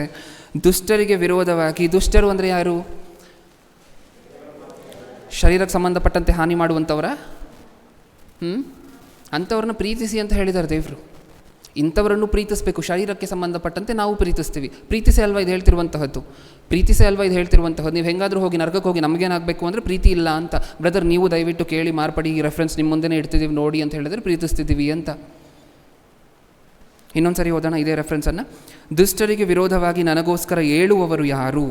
ಕೆಡುಕರಿಗೆ ವಿರೋಧವಾಗಿ ನನಗೋಸ್ಕರ ಎದ್ದು ನಿಲ್ಲುವವರು ಯಾರು? ಇದು ದೇವ್ರ ಬಾಧೆ. ಯಾರೂ ಇಲ್ವಂತೆ. ಏಸುನ್ ದೇವರಲ್ಲ ಅಂದರೂ ಕೇಳುವಂಥವ್ರು ಯಾರೂ ಇಲ್ವಂತೆ. ಏಸುನೇ ಮಿಕಾಯೇಲನು ಅಂತ ಹೇಳಿದ್ರು ಕೇಳುವಂಥವ್ರು ಯಾರೂ ಇಲ್ವಂತೆ ಕ್ರೈಸ್ತರಲ್ಲಿ. ಒಬ್ಬರನ್ನೊಬ್ಬರು ಪ್ರೀತಿಸಬೇಕು. ವಿಡಿಯೋ ತೆಗಿಬೇಕು ಫಸ್ಟು. ಹೌದು, ಈ ಪಾಯಿಂಟ್ ಮೇಲೆ ಸ್ವಲ್ಪ ಮಾತಾಡಬೇಕಲ್ವ? ವಿಡಿಯೋ ತೆಗೆದುಬಿಡ್ಬೇಕಾ? ಯೆಹೋವನ ಸಾಕ್ಷಿಗಳು ಮೊದಲನೇ ಭಾಗ ಈಗಾಗಲೇ ಅಪ್ಲೋಡ್ ಆಗಿದೆಯಲ್ಲೋ, ಅದನ್ನು ತೆಗಿಬೇಕಂತೆ. ಈಗಾಗಲೇ ಮೊದಲನೇ ಭಾಗದಲ್ಲಿ ಹೇಳಿದ್ದೀವಿ, ಯೆಹೋವನ ಸಾಕ್ಷಿಗಳು ಅವರು ಏಸು ಕ್ರಿಸ್ತರನ್ನ ದೇವರಲ್ಲ ಅಂತ ಹೇಳ್ತಾರೆ ಅಂತ ಹೇಳಿದ್ದೀವಿ. ಹಾಗಾದರೆ ನಮ್ಮ ಪ್ರಕಾರ ಏನು ಮಾತಾಡಿದ್ದೀವಿ ಮೊದಲನೇ ಭಾಗದಲ್ಲಿ? ಏಸು ಕ್ರಿಸ್ತರೇ ದೇವರು ಅನ್ನುವಂತಹದನ್ನು ಮಾತಾಡಿದ್ದೀವಿ. ಈಗ ಆ ವಿಡಿಯೋವನ್ನು ತೆಗಿಬೇಕು ಅನ್ನುವಂತಹ ಆಲೋಚನೆ ಯಾರ ಮನಸ್ಸಲ್ಲೂ ಬಂದಿದೆ ಅಂತ ಹೇಳಿದ್ರೆ ಯಾರು ಆಲೋಚನೆ ಕೊಟ್ಟಿರಬಹುದು? ನಾನು ಬಾಯ್ಬಿಟ್ಟು ಹೇಳೋದಿಲ್ಲ, ಅದು ಅರ್ಥ ಆಗಬೇಕಾಗಿರುವಂತಹ ವಿಚಾರ ಅಲ್ವಾ? ಹೌದಾ? ಈ ಕಮೆಂಟ್ ಹಾಕಿರುವಂಥವರು ಈ ವಿಡಿಯೋವನ್ನು ತೆಗೀರಿ ಬ್ರದರ್ ಅಂದರೆ ನಾವು ಈ ವಿಡಿಯೋದಲ್ಲಿ ಏನು ಮಾತಾಡಿದ್ದೀವಿ? ಏಸು ಕ್ರಿಸ್ತರೇ ದೇವರು ಅಂತ ಮಾತಾಡಿದ್ದೀವಿ. ಅದನ್ನು ತೆಗೀರಿ ಅಂತ ಯಾರೋ ಹೇಳ್ತಿದ್ದಾರೆ ಅಂತ ಹೇಳಿದ್ರೆ ಅವರ ಪ್ರಕಾರ ಏನು? ಯಾರು ಕೊಟ್ಟಿರ್ಬೋದು ಆಲೋಚನೆ? ಸಿಂಪಲ್ ಅಲ್ವಾ? ಓಕೆ ಬ್ರದರ್, ಇದು ನಿಮ್ಮನ್ನು ಪ್ರೀತಿಸಿ ನಿಮಗೆ ಹೇಳ್ತಿರುವಂತಹದ್ದು. ದಯವಿಟ್ಟು ನೀವು ಕಮೆಂಟ್ ತೆಗಿತೀರೋ ಅಥವಾ ನೀವು ಕಮೆಂಟನ್ನು ಮಾಡುವಂತಹದನ್ನು ಮುಂದೆ ನಿಲ್ಲಿಸ್ತಿರೋ ಅಥವಾ ನಾವು ವಿಡಿಯೋ ತೆಗಿಬೇಕೋ ಇನ್ನೊಂದು ಸಾರಿ ಯೋಚನೆ ಮಾಡಿ ನೋಡಿ ದಯವಿಟ್ಟು. ಓಕೆ, ಇನ್ನೊಂದು 2 ರೆಫರೆನ್ಸನ್ನು ನೋಡಿ. ಹಾಗೆ ಇಬ್ರಿಯರಿಗೆ ಬರೆದ ಪತ್ರಿಕೆ 1ನೇ ಅಧ್ಯಾಯ 4ನೇ ವಚನ ತೆಗೆದಿಟ್ಕೊಳ್ಳಿ. ಓದುವುದಕ್ಕಿಂತ ಮುಂಚೆ ಒಂದು ಎಕ್ಸ್ಪ್ಲನೇಷನ್ ಕೊಡುವಂತಹದ್ದಿದೆ. ಇಬ್ರಿಯರಿಗೆ ಬರೆದ ಪತ್ರಿಕೆ 1ನೇ ಅಧ್ಯಾಯ 4ನೇ ವಚನ 1-4. ಈ ಯೆಹೋವನ ಸಾಕ್ಷಿಗಳು ಅವರು ಏನಂತಿದ್ದಾರೆ ಇಷ್ಟಕ್ಕೂ? ಯೇಸು ಕ್ರಿಸ್ತರು ದೂತ. ಹೌದಾ? ಯೇಸು ಕ್ರಿಸ್ತರು ದೂತ ಅಂತ ಹೇಳ್ತಿದ್ದಾರೆ. ಇದು ನಾವು ಈ ಶತಮಾನದಲ್ಲಿ 2023-24ರಲ್ಲಿ ಎದ್ದು ಯೇಸು ಕ್ರಿಸ್ತರು ದೂತ ಅಲ್ಲ, ಯೇಸು ಕ್ರಿಸ್ತರು ದೇವರು ಅಂತ ನಾವು ಇವಾಗ ಮಾಡ್ತಿರುವಂತಹ ಪ್ರಯತ್ನ ಅಲ್ಲ. ಇದು ಕ್ರೈಸ್ತವ್ಯದಲ್ಲಿ ಇದು ಹೊಸ ಪ್ರಯತ್ನ ಅಲ್ಲ. ಅಪೋಸ್ತಲರು ಮೊದಲನೇ ಶತಮಾನದಲ್ಲಿ ಏನು ಮಾಡ್ತಿದ್ರು ಗೊತ್ತಾ? ಇಬ್ರಿಯರಿಗೆ ಬರೆದ ಪತ್ರಿಕೆಯನ್ನು ಬರೆದಿರುವಂಥವ್ರು ಯಾರು ಅನ್ನುವಂಥ ಕ್ಲಾರಿಟಿ ಇನ್ನೂ ಅಷ್ಟು ಸ್ಪಷ್ಟವಾಗಿ ಇಲ್ಲ. ಅಪೋಸ್ತಲರಾಗಿರುವಂಥ ಪೌಲನು ಅಂತ ಹೇಳಿ ಸುಮಾರು ರಿಸರ್ಚ್ಗಳಲ್ಲಿ ಪ್ರೂವ್ ಆಗಿದೆ. ಸೊ ಅಪೋಸ್ತಲನಾಗಿರುವಂಥ ಪೌಲನೇ ಇಬ್ರಿಯರಿಗೆ ಬರೆದ ಪತ್ರಿಕೆಯನ್ನು ಬರೆದ್ರು ಅಂತ ಸ್ವಲ್ಪ ಹೊತ್ತು ಅಂದ್ಕೊಳ್ಳಿ ಸಂದೇಶಕ್ಕೆ. ಓಕೆ, ಈಗ ಪೌಲನು ಮಾಡ್ತಿರುವಂಥ ಪ್ರಯತ್ನ ಏನು ಗೊತ್ತಾ? ಈಗ ನೀವು ತೆಗೆದಿಟ್ಕೊಂಡಿರುವಂತಹ ರೆಫರೆನ್ಸ್ ಮೇಲೊಂದು ಹೆಡ್ಡಿಂಗ್ ಇರುತ್ತೆ, ಅದನ್ನು ಮಾತ್ರ ಓದಿ. ಇಬ್ರಿಯರಿಗೆ ಬರೆದ ಪತ್ರಿಕೆ 1:4 ಅದರ ಮೇಲೊಂದು ಹೆಡ್ಡಿಂಗ್ ಇರುತ್ತೆ, ಅದನ್ನು ಮಾತ್ರ ಓದಿ. ಯೇಸು ದೇವರ ಮಗನಾಗಿದ್ದು ದೇವದೂತರಿಗಿಂತಲೂ ಶ್ರೇಷ್ಠನು. ಪೌಲನ ಪ್ರಯತ್ನ ಏನು ಅಂತ ಹೇಳಿ, ಇದು ಇವಾಗ ಎದ್ದಿರುವಂತಹ ಈ ಯೆಹೋವನ ಸಾಕ್ಷಿಗಳು ಎಲ್ಲ ಬಂದು ಯೇಸು ಕ್ರಿಸ್ತರೇ ಮಿಕಾಯೇಲನು ಅಂತ ಹೇಳ್ತಿರುವಂತಹದ್ದು ಇವಾಗ ಹೊಸದಲ್ಲ. ಮೊದಲನೇ ಶತಮಾನದಲ್ಲೇ ಈ ಥರ ತುಂಬ ಜನ ಇದ್ರಂತೆ, ಯೇಸು ಕ್ರಿಸ್ತರೇ ದೂತ ಅಂತ ಹೇಳಿ ಕಂಪೇರ್ ಮಾಡುವಂಥವ್ರು. ಅದಕ್ಕೆ ಪೌಲನ ಪ್ರಯತ್ನ ಎಲ್ಲ ಏನಿಲ್ಲಿ, ಯೇಸು ದೂತ ಅಲ್ಲ, ದೂತನಿಗಿಂತ ಶ್ರೇಷ್ಠನು. ಆ ಮಾಡಿರುವಂಥ ಪ್ರಯತ್ನನೇ ಪ್ರಿಯರೇ ನೀವು 4ನೇ ವಚನದಿಂದ ಓದುವಂತಹದ್ದು. ಓದೋಣ. ಇಲ್ಲ ಇವಾಗ ಬೇಡ, ಇನ್ನು ಇಂಟ್ರಡಕ್ಷನಲ್ಲಿದ್ದೀವಿ. ಈ ವಚನವನ್ನು ಓದುವಂತಹ ಟೈಮ್ ಬರುತ್ತಿದೆ ಈ ಸಂದೇಶದಲ್ಲಿ. ಓಕೆ, ಮುಂದೆ ಓದೋಣ. ಏನು ಅನ್ನಿಸ್ತು ಈ ರೆಫರೆನ್ಸ್ಗಳನ್ನು ಓದಿದ್ರೆ? ಸುಮ್ಮನೆ ಇರಬೇಕು ಅಂತ ಅನ್ನಿಸ್ತಾ? ಪೌಲನೇ ಬಾಯಿ ಬಿಟ್ಟು ಯೇಸು ಕ್ರಿಸ್ತರು ದೇವದೂತರಿಗಿಂತ ಶ್ರೇಷ್ಠನು ಅಂತ ಹೇಳಿರಬೇಕಾದ್ರೆ ನಾವು ಸುಮ್ಮನೆ ಇರಬೇಕಾ? ಪೌಲನು ನಮಗೆ ಏನು ನಮಗೆ ಮಾದರಿ. ಪೌಲನಿಗೆ ಮಾದರಿ ಯಾರು? ಯೇಸು ಕ್ರಿಸ್ತರು. ಸತ್ಯವೇದದಲ್ಲಿರುವಂತಹ ಮಾತ. ಈಗ ಪೌಲನು ಯೇಸು ಕ್ರಿಸ್ತರು ದೇವದೂತನಿಗಿಂತ ಶ್ರೇಷ್ಠನು, ಯೇಸು ಕ್ರಿಸ್ತನು ದೇವದೂತನಲ್ಲ ಅಂತ ಹೇಳ್ತಿರ್ಬೇಕಾದ್ರೆ ನಾವೇನು ಮಾಡಬೇಕು? ಇವರಿಬ್ಬರು ದೇವದೂತನನ್ನು ಯೇಸುವನ್ನು ಸಮಾನವಾಗಿ ಇಟ್ಟಿರಬೇಕಾದ್ರೆ ಯೆಹೋವನ ಸಾಕ್ಷಿಗಳು ಬಂದು ಏನು ಮಾಡಬೇಕು? ನಾವು ಒಪ್ಕೊಂಡು ಟಿಕ್ ಹಾಕ್ಕೊಂಡು ಸುಮ್ಮನೆ ಇರೋಣ? ಹೇಳಬೇಕಲ್ವ ಅದನ್ನು? ಅದೇ ಪ್ರಯತ್ನ ಅಲ್ವ ಇವಾಗ ನಡೀತಿರುವಂತಹದ್ದು. 3 ರೆಫರೆನ್ಸ್ಗಳಾಗಿದೆ.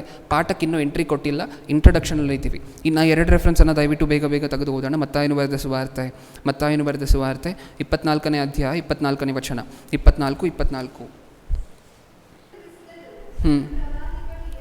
ಸುಳ್ಳು ಕ್ರಿಸ್ತರು ಸುಳ್ಳು ಪ್ರವಾದಿಗಳು ಎದ್ದು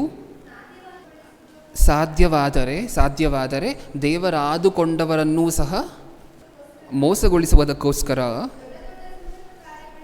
ದೊಡ್ಡ ಸೂಚಕ ಕಾರ್ಯಗಳನ್ನು ಅದ್ಭುತ ಕಾರ್ಯಗಳನ್ನು ಮಾಡಿ ತೋರಿಸುವರು. ಅದ್ಭುತಗಳನ್ನು ತೋರಿಸಿ ಸ್ವಲ್ಪ ಜನ ದೇವರ ಆದುಕೊಂಡವರನ್ನು ಮೋಸ ಮಾಡಿದ್ರೆ, ಇನ್ನೊಂದು ಸ್ವಲ್ಪ ಜನ ಈ ಥರ. ಇವರೆಲ್ಲ ದೇವರು ಆದುಕೊಂಡಿರುವಂಥವ್ರು. ಯಾರು? ಕ್ರೈಸ್ತರು ಅಂತ ಹೇಳಿದ್ರೆ ದೇವರು ಆದುಕೊಂಡಿರುವಂಥವರು. ನಾವು ದೀಕ್ಷಾ ಸ್ನಾನ ತೊಗೊಂಡು ಮುಂದೆ ಬಂದಿದ್ದೀವಿ ಅಂತ ಹೇಳಿದ್ರೆ ನಾವೆಲ್ಲರೂ ದೇವರು ಆದುಕೊಂಡಿರುವಂಥವರು. ಇವರು ಮನೆಗೂ ಹೋಗಿ ಯೇಸು ಕ್ರಿಸ್ತರು ದೇವರಲ್ಲ, ಯೇಸು ಕ್ರಿಸ್ತರು ಮಿಕಾಯೇಲನು ಅಂತಿದ್ದಾರೆ ಅಂತ ಹೇಳಿದ್ರೆ ಆದುಕೊಂಡಿರುವಂಥವರನ್ನು ಮೋಸ ಮಾಡ್ತಿದ್ದಾರೆ. ಅಷ್ಟೇ ಅಲ್ವಾ ಅದರಲ್ಲಿರುವಂತಹ ಪಾಯಿಂಟ್? ಇದನ್ನು ಸತ್ಯವೇದದಲ್ಲಿ ಮುಂಚಿತವಾಗಿ ಹೇಳಿದ್ದಾರೆ. ಅದೇ ಮತ್ತಾಯನು ಬರೆದ ಸುವಾರ್ತೆ 7ನೇ ಅಧ್ಯಾಯ 15ನೇ ವಚನ. 7:15. ಸುಳ್ಳು ಪ್ರವಾದಿಗಳ ವಿಷಯದಲ್ಲಿ ಎಚ್ಚರವಾಗಿರಿ. ಅವರು ಕುರಿ ವೇಷ ಹಾಕಿಕೊಂಡು ನಿಮ್ಮ ಬಳಿಗೆ ಬರುತ್ತಾರೆ, ಆದರೆ ಒಳಗೆ ನೋಡಿದರೆ ಅವರು ಹಿಡ್ಕೊಂಡು ಹೋಗುವ ತೋಳಗಳೇ. ಮತ್ತೆ ಆ ಸೆಂಟೆನ್ಸನ್ನು ಎಲ್ಲರೂ ಸೇರಿ ಹೇಳೋಣ. ಹೊರಗಡೆ ನೋಡ್ಲಿಕ್ಕೆ ಹೇಗಿದ್ದಾರೆ? ಕುರಿ ವೇಷ, ಒಳಗಡೆ ತೋಳಗಳು. ನಿಜವಾಗ್ಲೂ ಕುರಿಗಳ? ಇವರು ನಿಜವಾಗ್ಲೂ ಕುರಿಗಳ ಅಲ್ಲ. ಏನು ಅರ್ಥ ಆಯಿತು ನಮಗಿದ್ದು ನೋಡಿದಾಗ? ಯೆಹೋವನ ಸಾಕ್ಷಿಗಳು ಮನೆ ಬಾಗಿಲು ತಟ್ಟಿ ಏನಂತ ಕೇಳ್ತಾರೆ? ಬ್ರದರ್, ನೀವು ಕ್ರೈಸ್ತರ? ಹಾಗಾದರೆ ನಿಮ್ಮ ಮನೆ ಒಳಗಡೆ ಬರ್ತೀವಿ ಅಂತ ಬರ್ತಾರೆ. ಅದಾದಮೇಲೆ ನೀವು ಕ್ರೈಸ್ತರೇನಾ ಅಂದರೆ ಏನಂತಾರೆ? ಇಲ್ಲ ಅಂತಾರೆ. ಏನಂತಾರೆ? ಕಳೆದ ವಾರ ಸುಮಾರು ಸರಿ ಹೇಳಿದ್ದೀನಿ. ಇವರು ಕ್ರೈಸ್ತರಲ್ಲ ಅಂದರೆ ಇವ್ರು ಒಪ್ಕೊಳ್ಳೋದಿಲ್ಲ. ನೀವು ಕ್ರೈಸ್ತರಲ್ಲ ಅಂದರೆ ಇವ್ರು ಒಪ್ಕೊಳ್ಳೋದಿಲ್ಲ. ಯೇಸು ಕ್ರಿಸ್ತರನ್ನು ದೇವರಲ್ಲ ಅಂತಾರೆ ನಿಜ, ಆದರೆ ಕ್ರೈಸ್ತರಲ್ಲ ಅಂದರೆ ಇವರು ಒಪ್ಕೊಳ್ಳೋದಿಲ್ಲ. ಹಾಗಾದರೆ ನೀವು ಕ್ರೈಸ್ತರ ಅಂತ ನೀವು ಅವ್ರನ್ನ ಪ್ರಶ್ನೆ ಮಾಡಿದ್ರೆ ಏನಂತಾರೆ? ನಾವು ಕ್ರೈಸ್ತರೇ, ಆದರೆ ಯೇಸು ಕ್ರಿಸ್ತರನ್ನ ದೇವರು ಅಂತ ನಂಬ್ತೀರಾ? ನಂಬೋದಿಲ್ಲ. ನೀವು ಕ್ರೈಸ್ತರೇ. ಹೊರಗಡೆ ಯಾವ ಆಕಾರ ಕಾಣಿಸ್ತಿದೆ? ಕುರಿ ವೇಷ. ಒಳಗಡೆ ನೋಡಿದ್ರೆ ಹೌದಾ? ಕ್ರೈಸ್ತರು ಅಂತ ಹೇಳ್ಕೊಂಡು ಬಂದು ನಿಧಾನವಾಗಿ, ಬ್ರದರ್ ಯೇಸು ಕ್ರಿಸ್ತರ ಬಗ್ಗೆ ನಿಮ್ಮ ಒಪಿನಿಯನ್ ಏನು? ಅದಲ್ಲ ಬ್ರದರ್, ಯೇಸು ಕ್ರಿಸ್ತರು ದೇವರಲ್ಲಿ ನೋಡಿ, ಈ ರೆಫರೆನ್ಸ್ ನೋಡಿ ಅಂತ ಹೇಳಿ ತೋರಿಸ್ತಿದ್ರೆ ತಪ್ಪಾಗಿ ಇಂಟರ್ಪ್ರೆಟ್ ಮಾಡಿ ಅದನ್ನು. ಇದನ್ನೇ ಸ್ಪಷ್ಟವಾಗಿ ಬರೆಸಿದ್ದಾರೆ. ಇದಕ್ಕಿಂತ ಇದು ಸತ್ಯವೇದದಲ್ಲಿ ನೀವೀಗ ಓದಂತಹ ಮಾತಿಗಿಂತ ಇನ್ನೂ ಸ್ಪಷ್ಟವಾಗಿ ಅದಕ್ಕೆ ಯಾರೂ ಎಕ್ಸ್ಪ್ಲನೇಷನ್ ಕೊಡಲಿಕ್ಕಾಗೋದಿಲ್ಲ. ಅಷ್ಟು ಸ್ಪಷ್ಟವಾಗಿ ಕೊಟ್ಟಿದ್ದಾರೆ ಎಕ್ಸ್ಪ್ಲನೇಷನ್ ದೇವರು ಸತ್ಯವೇದದಲ್ಲಿ. ಇವರು ಕುರಿ ವೇಷಗಳನ್ನು ಹಾಕಿಕೊಂಡು ಬರುವಂತಹ ತೋಳಗಳೇ. ಕೇಳಿದ್ರೆ ಕ್ರೈಸ್ತರೇ ಅಂತಾರೆ, ಆದರೆ ಯೇಸು ಕ್ರಿಸ್ತರನ್ನ ದೇವರಲ್ಲ ಅಂತ ನಿಮ್ಮ ಕೈಯಲ್ಲೇ ನಂಬಿಸ್ಬಿಡ್ತಾರೆ ಕೊನೆಯಲ್ಲಿ. ಓಕೆ, ಇದಿಷ್ಟು ಸಹ ಕಮೆಂಟ್ನ ವಿಚಾರವಾಗಿ ಮಾತಾಡಿತ್ತು. ಏಕೆಂದರೆ ಒಬ್ಬರನ್ನೊಬ್ಬರು ಪ್ರೀತಿಸಬೇಕು. ನಮ್ಮ ಮನೆ ಆಸ್ತಿ ಯಾರಾದರೂ ಹೊಡ್ಕೊಂಡು ಹೋದರು ಅಂತ ಅಂದ್ಕೊಳ್ಳಿ. ಮನೆ ಕಟ್ಟಿದ್ದೀವಿ, ಒಂದು 3 ಅಂತಸ್ತು ಕಟ್ಟಿದ್ದೀವಿ ಕಷ್ಟಪಟ್ಟು, ಒಂದು 50 ವರ್ಷ ಕೂಡಿಟ್ಟಂಥ ಹಣದಲ್ಲಿ. ಈಗ ಯಾರಾದರೂ ಬಂದು ಇಮಿಡಿಯೇಟಾಗಿ ಒಂದು 4 ಜನ ಇದು ನಮ್ಮ ಮನೆ ಅಂತ ಅಂದರು ಅಂತ ಅಂದ್ಕೊಳ್ಳಿ. ಏನು ಮಾಡ್ತೀವಿ? ಪ್ರೀತಿಸಬೇಕು, ಯೇಸು ಕ್ರಿಸ್ತರು ಪ್ರೀತಿಸಿ ಅಂತ ಹೇಳ್ಕೊಟ್ಟಿದ್ದಾರೆ, ಬನ್ನಿ ಊಟ ಮಾಡಿ ಹೋಗಲಿ, ಅಡುಗೆ ಮನೆಯಲ್ಲಿ ಇದು ಮಾಡಿಟ್ಟಿದ್ದೀನಿ ಅಂತ ಕರ್ಕೊಂಡು ಹೋಗ್ತೀವ? ಏನು ಮಾಡ್ತೀವಿ? ವಾದ ಮಾಡಿ, ನಮ್ಮ ಕೈಯಲ್ಲಿ ವಾದ ಮಾಡಲಿಕ್ಕೆ ಶಕ್ತಿ ಇಲ್ಲ ಅಂತ ಹೇಳಿದ್ರೆ ಲಾಯರ್ ಕರೆಸಿ, ಲಾಯರ್ಗೆ ಫೀಸ್ ಕೊಟ್ಟು ಕೋರ್ಟ್ಗೆ ಹೋಗ್ತೀವ, ಹೈಕೋರ್ಟಲ್ಲಿ ಗೆದ್ದಿಲ್ಲ ಅಂದರೆ ಇನ್ನು ಸುಪ್ರೀಂ ಕೋರ್ಟ್ಗೆ ಹೋಗ್ತೀವಿ. ಆ ವಿಚಾರದಲ್ಲೆಲ್ಲ ಚೆನ್ನಾಗಿರುತ್ತೆ ನಮಗೆ ವಾದ ಮಾಡುವಂತಹದ್ದು. ನಮ್ಮ ವಿಚಾರಕ್ಕೆ ಯಾರಾದರೂ ಬಂದರೆ ಸುಮ್ಮನೆ ಇರ್ತೀವ? ಇಲ್ಲ. ಕ್ರಿಸ್ತನ ವಿಚಾರಕ್ಕೆ ಬಂದರೆ ಮಾತ್ರ ಕ್ರಿಸ್ತನನ್ನು ದೇವರು ಅಂತ ದೇವರಲ್ಲ ಅಂತ ಹೇಳಿದಾಗ, ಕ್ರಿಸ್ತನನ್ನು ಮಿಕಾಯಿಲನಿಗೆ ಹೋಲಿಸಿದಾಗ ಒಬ್ಬರನ್ನೊಬ್ಬರು ಪ್ರೀತಿಸಬೇಕು ಬ್ರದರ್. ವಿಡಿಯೋ ತೆಗೆದುಬಿಡಿ ಆದಷ್ಟು ಬೇಗ, ಪ್ರೀತಿಸೋಣ ಒಬ್ಬರನ್ನೊಬ್ಬರು. ಅವರಿಗೆ ಬೇಕಾಗಿರುವಂಥ ಉತ್ತರ ಅವರಿಗೆ ಸಿಕ್ಕಿದೆ ಅಂತ ಅಂದ್ಕೊಂಡು ಅವ್ರಿಗೆ ಇನ್ನೊಂದು ಸಾರಿ ಧನ್ಯವಾದಗಳನ್ನು ಹೇಳ್ತಾ, ಯಾಕೆಂದರೆ ಅವರು ಆ ಕಮೆಂಟ್ ಹಾಕಿದ್ದಕ್ಕೆ ಒಂದಷ್ಟು ಜನರಿಗೆ ಈ ಅಂಶ ಏನಕ್ಕೋಸ್ಕರ ಆಲೋಚನೆ ಮಾಡ್ತಿದ್ದೀವಿ ಅನ್ನುವಂಥ ಒಂದು ಕ್ಲಾರಿಟಿ ಬಂದಿದೆಯಲ್ವ. ಅವರ ಮನಸ್ಸಲ್ಲಿ ಏನು ಇಟ್ಕೊಂಡು ಕಮೆಂಟ್ ಮಾಡಿದ್ರು ದೇವರು ಅದನ್ನು ನಮಗೆ ಅನುಕೂಲವಾಗಿ ಬದಲಾಯಿಸಿ ಕೊಟ್ಟಿದ್ದಾರೆ ಅಂತ ಅಂದ್ಕೊಂಡು ಸಂದೇಶವನ್ನು ಶುರು ಮಾಡೋಣ. ಗಮನ ಕೊಟ್ಟು ಕೇಳಿಸ್ಕೊಳ್ಳಿ. ಮೊದಲನೇ ಸಿದ್ಧಾಂತ ಇವತ್ತಿಗೆ ಏನು ಅಂತ ಹೇಳಿದೆ ನಾನು? ಯೇಸು ಕ್ರಿಸ್ತರು ದೇವರಲ್ಲ ಅಂತ ಇವರು ಹೇಳ್ತಾರೆ. ಯೇಸು ಕ್ರಿಸ್ತರನ್ನು ಯಾರಿಗೆ ಹೋಲಿಸ್ತಾರೆ? ಮಿಕಾಯಿಲನಿಗೆ. ಯಾವ ರೆಫರೆನ್ಸ್ ಹಾಕ್ಕೊಂಡಿದ್ರು ವೆಬ್ಸೈಟಲ್ಲಿ? ಆ ಕ್ಲಿಪ್ಪನ್ನು ಇನ್ನೊಂದು ಸಾರಿ ಹಾಕ್ತೀರಾ? First image. ಈ ವೆಬ್ಸೈಟಲ್ಲಿ ಯೇಸು ಕ್ರಿಸ್ತರು ಮಿಕಾಯಿಲನು ಅಂತ ಹೇಳಿ ಯಾವ ರೆಫರೆನ್ಸ್ ಹಾಕ್ಕೊಂಡಿದ್ದಾರೆ? ಒಂದ್ಸರಿ ಓದೋಣ. ಯೂದ ಪತ್ರಿಕೆ 1ನೇ ಅಧ್ಯಾಯ 9ನೇ ವಚನ. ಆದರೆ ಪ್ರಧಾನ ದೇವದೂತನಾದ ಮಿಕಾಯೇಲನು. ಓಕೆ, ಸಾಕು ಪ್ರಿಯರೇ. ಈ ಬಿಟ್ಟನ್ನು ತೋರಿಸಿ ಮಿಕಾಯೇಲನೇ ಯೇಸು ಕ್ರಿಸ್ತರು ಅಂತಾರೆ. ಏನಿದೆ ಅದರಲ್ಲಿ? ಪ್ರಧಾನ ದೇವದೂತನಾದ ಮಿಕಾಯೇಲನು, ಪ್ರಧಾನ ದೇವದೂತನು. ಅಂದರೆ ಈ ರೆಫರೆನ್ಸನ್ನು ನೋಡಿದಾಗ ಎಷ್ಟು ಜನ ಪ್ರಧಾನ ದೇವದೂತರಿದ್ದಾರೆ ಅಂತ ನಿಮಗೆ ಅನಿಸುತ್ತೆ?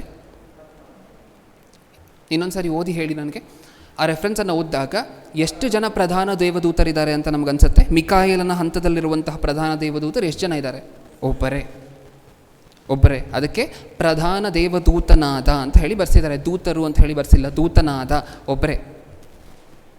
ಇದನ್ನು ತೋರಿಸಿ ಅವ್ರು ಹೇಳುವಂತಹದ್ದು, ಹಾಗಾದರೆ ಪ್ರಧಾನ ದೇವದೂತನು ಅಂತ ಹೇಳಿದ್ರೆ ಒಬ್ಬರೇ. ಈಗಾಗಲೇ ಎಲ್ಲೋ ಮಿಕಾಯೇಲನಿಗೂ ಯೇಸು ಕ್ರಿಸ್ತರಿಗೂ ಸಿಮಿಲಾರಿಟಿ ಬಂದಂತೆ ಕಾಣಿಸ್ತಿದೆಯಲ್ವ? ಇದಲ್ಲ ಕೀ ರೆಫರೆನ್ಸ್ ಅವ್ರು ತೋರಿಸುವಂತಹದ್ದು, ಇದಲ್ಲ. ಕೆಳಗಡೆ ಇನ್ನೊಂದು ರೆಫರೆನ್ಸ್, ಅದಕ್ಕೆ ಹೋಗೋಣ. ಇದನ್ನು ಇಂಟ್ರಡಕ್ಷನ್ಗೋಸ್ಕರ ಮಾತ್ರ ಓದಿರುವಂತಹದ್ದು. ಪ್ರಧಾನ ದೇವದೂತನು ಮಿಕಾಯೇಲನು ಅಂತ ಹೇಳಿ ಬರ್ಸಿದಾರ. ಹಾಗಾದರೆ ಒಬ್ಬ ದೇವದೂತನಿಗೆ ದೇವದೂತರ ಮೇಲೆಲ್ಲ ಏನಿದೆ? ಅಧಿಕಾರ ಇದೆ. ಇದು ಎಲ್ಲೋ ನಿಮಗೆ ಅನ್ನಿಸ್ತಿಲ್ವಾ ಬ್ರದರ್? ಯೇಸು ಕ್ರಿಸ್ತರೇ ಮಿಕಾಯೇಲನು ಅಂತ ಅನ್ನಿಸ್ತಿಲ್ವಾ ಈ ರೆಫರೆನ್ಸ್ ಓದಿದಾಗ? ನಿಜ ಹೇಳಿ ಅಂತಾರೆ. ಇದು ಫಸ್ಟ್ ರೆಫರೆನ್ಸ್ ಅವ್ರು ತೋರಿಸುವಂತಹದ್ದು. ಸೆಕೆಂಡ್ ರೆಫರೆನ್ಸೇ ಅತಿ ಇಂಪಾರ್ಟೆಂಟ್ ಆಗಿರುವಂತಹ ರೆಫರೆನ್ಸ್. ಅದೇ ಕ್ಲಿಪ್ಪಲ್ಲಿ ಸ್ವಲ್ಪ ಕೆಳಗಡೆ ಸ್ಕ್ರಾಲ್ ಮಾಡಿದ್ರೆ ಅಲ್ಲಿ ಯಾವ ರೆಫರೆನ್ಸ್ ಇದೆ? ಥೆಸಲೋನಿಕದವರಿಗೆ ಬರೆದ ಪತ್ರಿಕೆ. ಅದನ್ನು ಒಂದ್ಸರಿ ಓದಿ. ಥೆಸಲೋನಿಕದವರಿಗೆ ಬರೆದ ಪತ್ರಿಕೆ 4ನೇ ಅಧ್ಯಾಯ 16ನೇ ವಚನ. ಗಮನ ಕೊಟ್ಟು ಕೇಳಿಸ್ಕೊಳ್ಳಿ ಪ್ರಿಯರೇ. ಈ ರೆಫರೆನ್ಸನ್ನೇ ತೋರಿಸಿ ಯೇಸು ಕ್ರಿಸ್ತರೇ ಮಿಕಾಯೇಲನು ಅಂತ ಹೇಳುವಂತಹದ್ದು.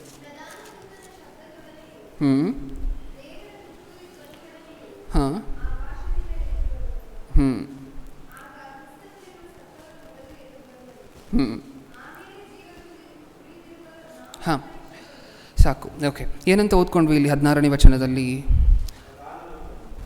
ಯಾರ ಬಗ್ಗೆ ಬರ್ಸಿದ್ದಾರೆ, ಏನರ ಬಗ್ಗೆ ಬರ್ಸಿದ್ದಾರೆ ಇಷ್ಟಕ್ಕೂ ಇಲ್ಲಿ? ಯೇಸು ಕ್ರಿಸ್ತರ 2ನೇ ಬರೋಣ. ಹೇಗಿರುತ್ತಂತೆ? ಕರ್ತನು ತಾನೇ ಆಜ್ಞಾಘೋಷದೊಡನೆಯೂ ಪ್ರಧಾನ ದೂತನ ಶಬ್ದದೊಡನೆಯೂ ದೇವರ ತುತ್ತೂರಿ ಧ್ವನಿಯೊಡನೆಯೂ ಆಕಾಶದಿಂದ ಇಳಿದು ಬರುವನು. ಯೇಸು ಕ್ರಿಸ್ತರು ಬರಬೇಕಾದ್ರೆ ಸಿಚುವೇಶನ್ ಹೇಗಿರುತ್ತಂತೆ? ಇನ್ನೊಂದು ಸಾರಿ ಓದೋಣ. ಕರ್ತನು ತಾನೇ ಆಜ್ಞಾಘೋಷದೊಡನೆ ಪ್ರಧಾನ ದೂತನ ಶಬ್ದದೊಡನೆಯೂ. ಕರ್ತನು ಬರಬೇಕಾದ್ರೆ ಏನಿರುತ್ತಂತೆ? ಆಜ್ಞಾಘೋಷ, ಆಮೇಲೆ ಪ್ರಧಾನ ದೂತನ ಶಬ್ದ. ಯೇಸು ಕ್ರಿಸ್ತರು ಬರಬೇಕಾದ್ರೆ ಹೇಗಿರುತ್ತೆ? ಇನ್ನೊಂದು ಸಾರಿ ಹೇಳಿ. ಆಜ್ಞಾಘೋಷದೊಡನೆ ಪ್ರಧಾನ ದೂತನ ಶಬ್ದದೊಡನೆ. ಪ್ರಧಾನ ದೂತನು ಯಾರು? ಇವಾಗ ತಾನೇ ಓದಿದ್ದೀವಿ, ಯೂದ ಪತ್ರಿಕೆ 1:9. ಪ್ರಧಾನ ದೂತನು ಯಾರು? ಮಿಕಾಯೇಲನು. ಹಾಗಾದರೆ ಯೇಸು ಕ್ರಿಸ್ತರು ಬರಬೇಕಾದ್ರೆ ಹೆಂಗಿರುತ್ತಂತೆ ಸಿಚುವೇಶನ್? ಯೇಸು ಕ್ರಿಸ್ತರು ಬರಬೇಕಾದ್ರೆ ಯಾರ ಸೌಂಡೂ ಇರುತ್ತಂತೆ? ಮಿಕಾಯೇಲನ ತುತ್ತೂರಿ ಸೌಂಡೂ ಸಹ ಇರುತ್ತಂತೆ. ಓಕೆ, ಇದನ್ನೇ ತೋರಿಸಿ ಹೇಳುವಂತಹದ್ದು. ಏನಂತ? ಬ್ರದರ್, ಯೇಸು ಬರಬೇಕಾದ್ರೆ ನೋಡಿದ್ರೆ ಮಿಕಾಯೇಲನ ಸೌಂಡ್ ಕೇಳಿಸ್ತಿದೆ, ಮಿಕಾಯೇಲನ ತುತ್ತೂರಿ ಸೌಂಡ್ ಕೇಳಿಸ್ತಿದೆ ನೋಡಿದ್ರೆ. ಹಾಗಾದರೆ ಯೇಸು ಬರಬೇಕಾದ್ರೆ ಮಿಕಾಯೇಲನ ಸೌಂಡ್ ಏನು ಬ್ರದರ್ ಕೇಳಿಸುವಂತಹದ್ದು? ಹಾಗಾದರೆ ಯೇಸು ಬೇರೆ ಅಲ್ಲ, ಮಿಕಾಯೇಲನು ಬೇರೆ ಅಲ್ಲ. ಯೇಸು ಬರಬೇಕಾದ್ರೆ ಮಿಕಾಯೇಲನ ತುತ್ತೂರಿ ಸೌಂಡ್ ಕೇಳಿಸ್ತಿದೆ ಅಂದರೆ ಯೇಸು ಕ್ರಿಸ್ತರೇ ಮಿಕಾಯೇಲನು. ನಮ್ಗೆ ಅರ್ಥ ಆಯ್ತಾ? ಯೇಸು ಕ್ರಿಸ್ತರು ಬರ್ತಿರ್ಬೇಕಾದ್ರೆ ಯಾರು ಸೌಂಡ್ ಕೇಳಿಸ್ತಿದೆ? ಈ ವಚನದ ಪ್ರಕಾರ ಮಿಕಾಯೇಲನ ತುತ್ತೂರಿಯ ಧ್ವನಿ ಕೇಳಿಸ್ತಿದೆ. ಹಾಗಾದರೆ ಮಿಕಾಯೇಲನ ಸೌಂಡ್ ಕೇಳಿಸುವಂತಹದ್ದು ಏನು? ಯೇಸು ಬರಬೇಕಾದ್ರೆ ಇಲ್ಲಿ ಯೇಸು ಬರ್ತಿದ್ದಾರೆ, ಇಲ್ಲಿ ಮಿಕಾಯೇಲನ ಸೌಂಡ್ ಕೇಳಿಸ್ತಿದೆ ಅಂದರೆ ಇವರಿಬ್ಬರು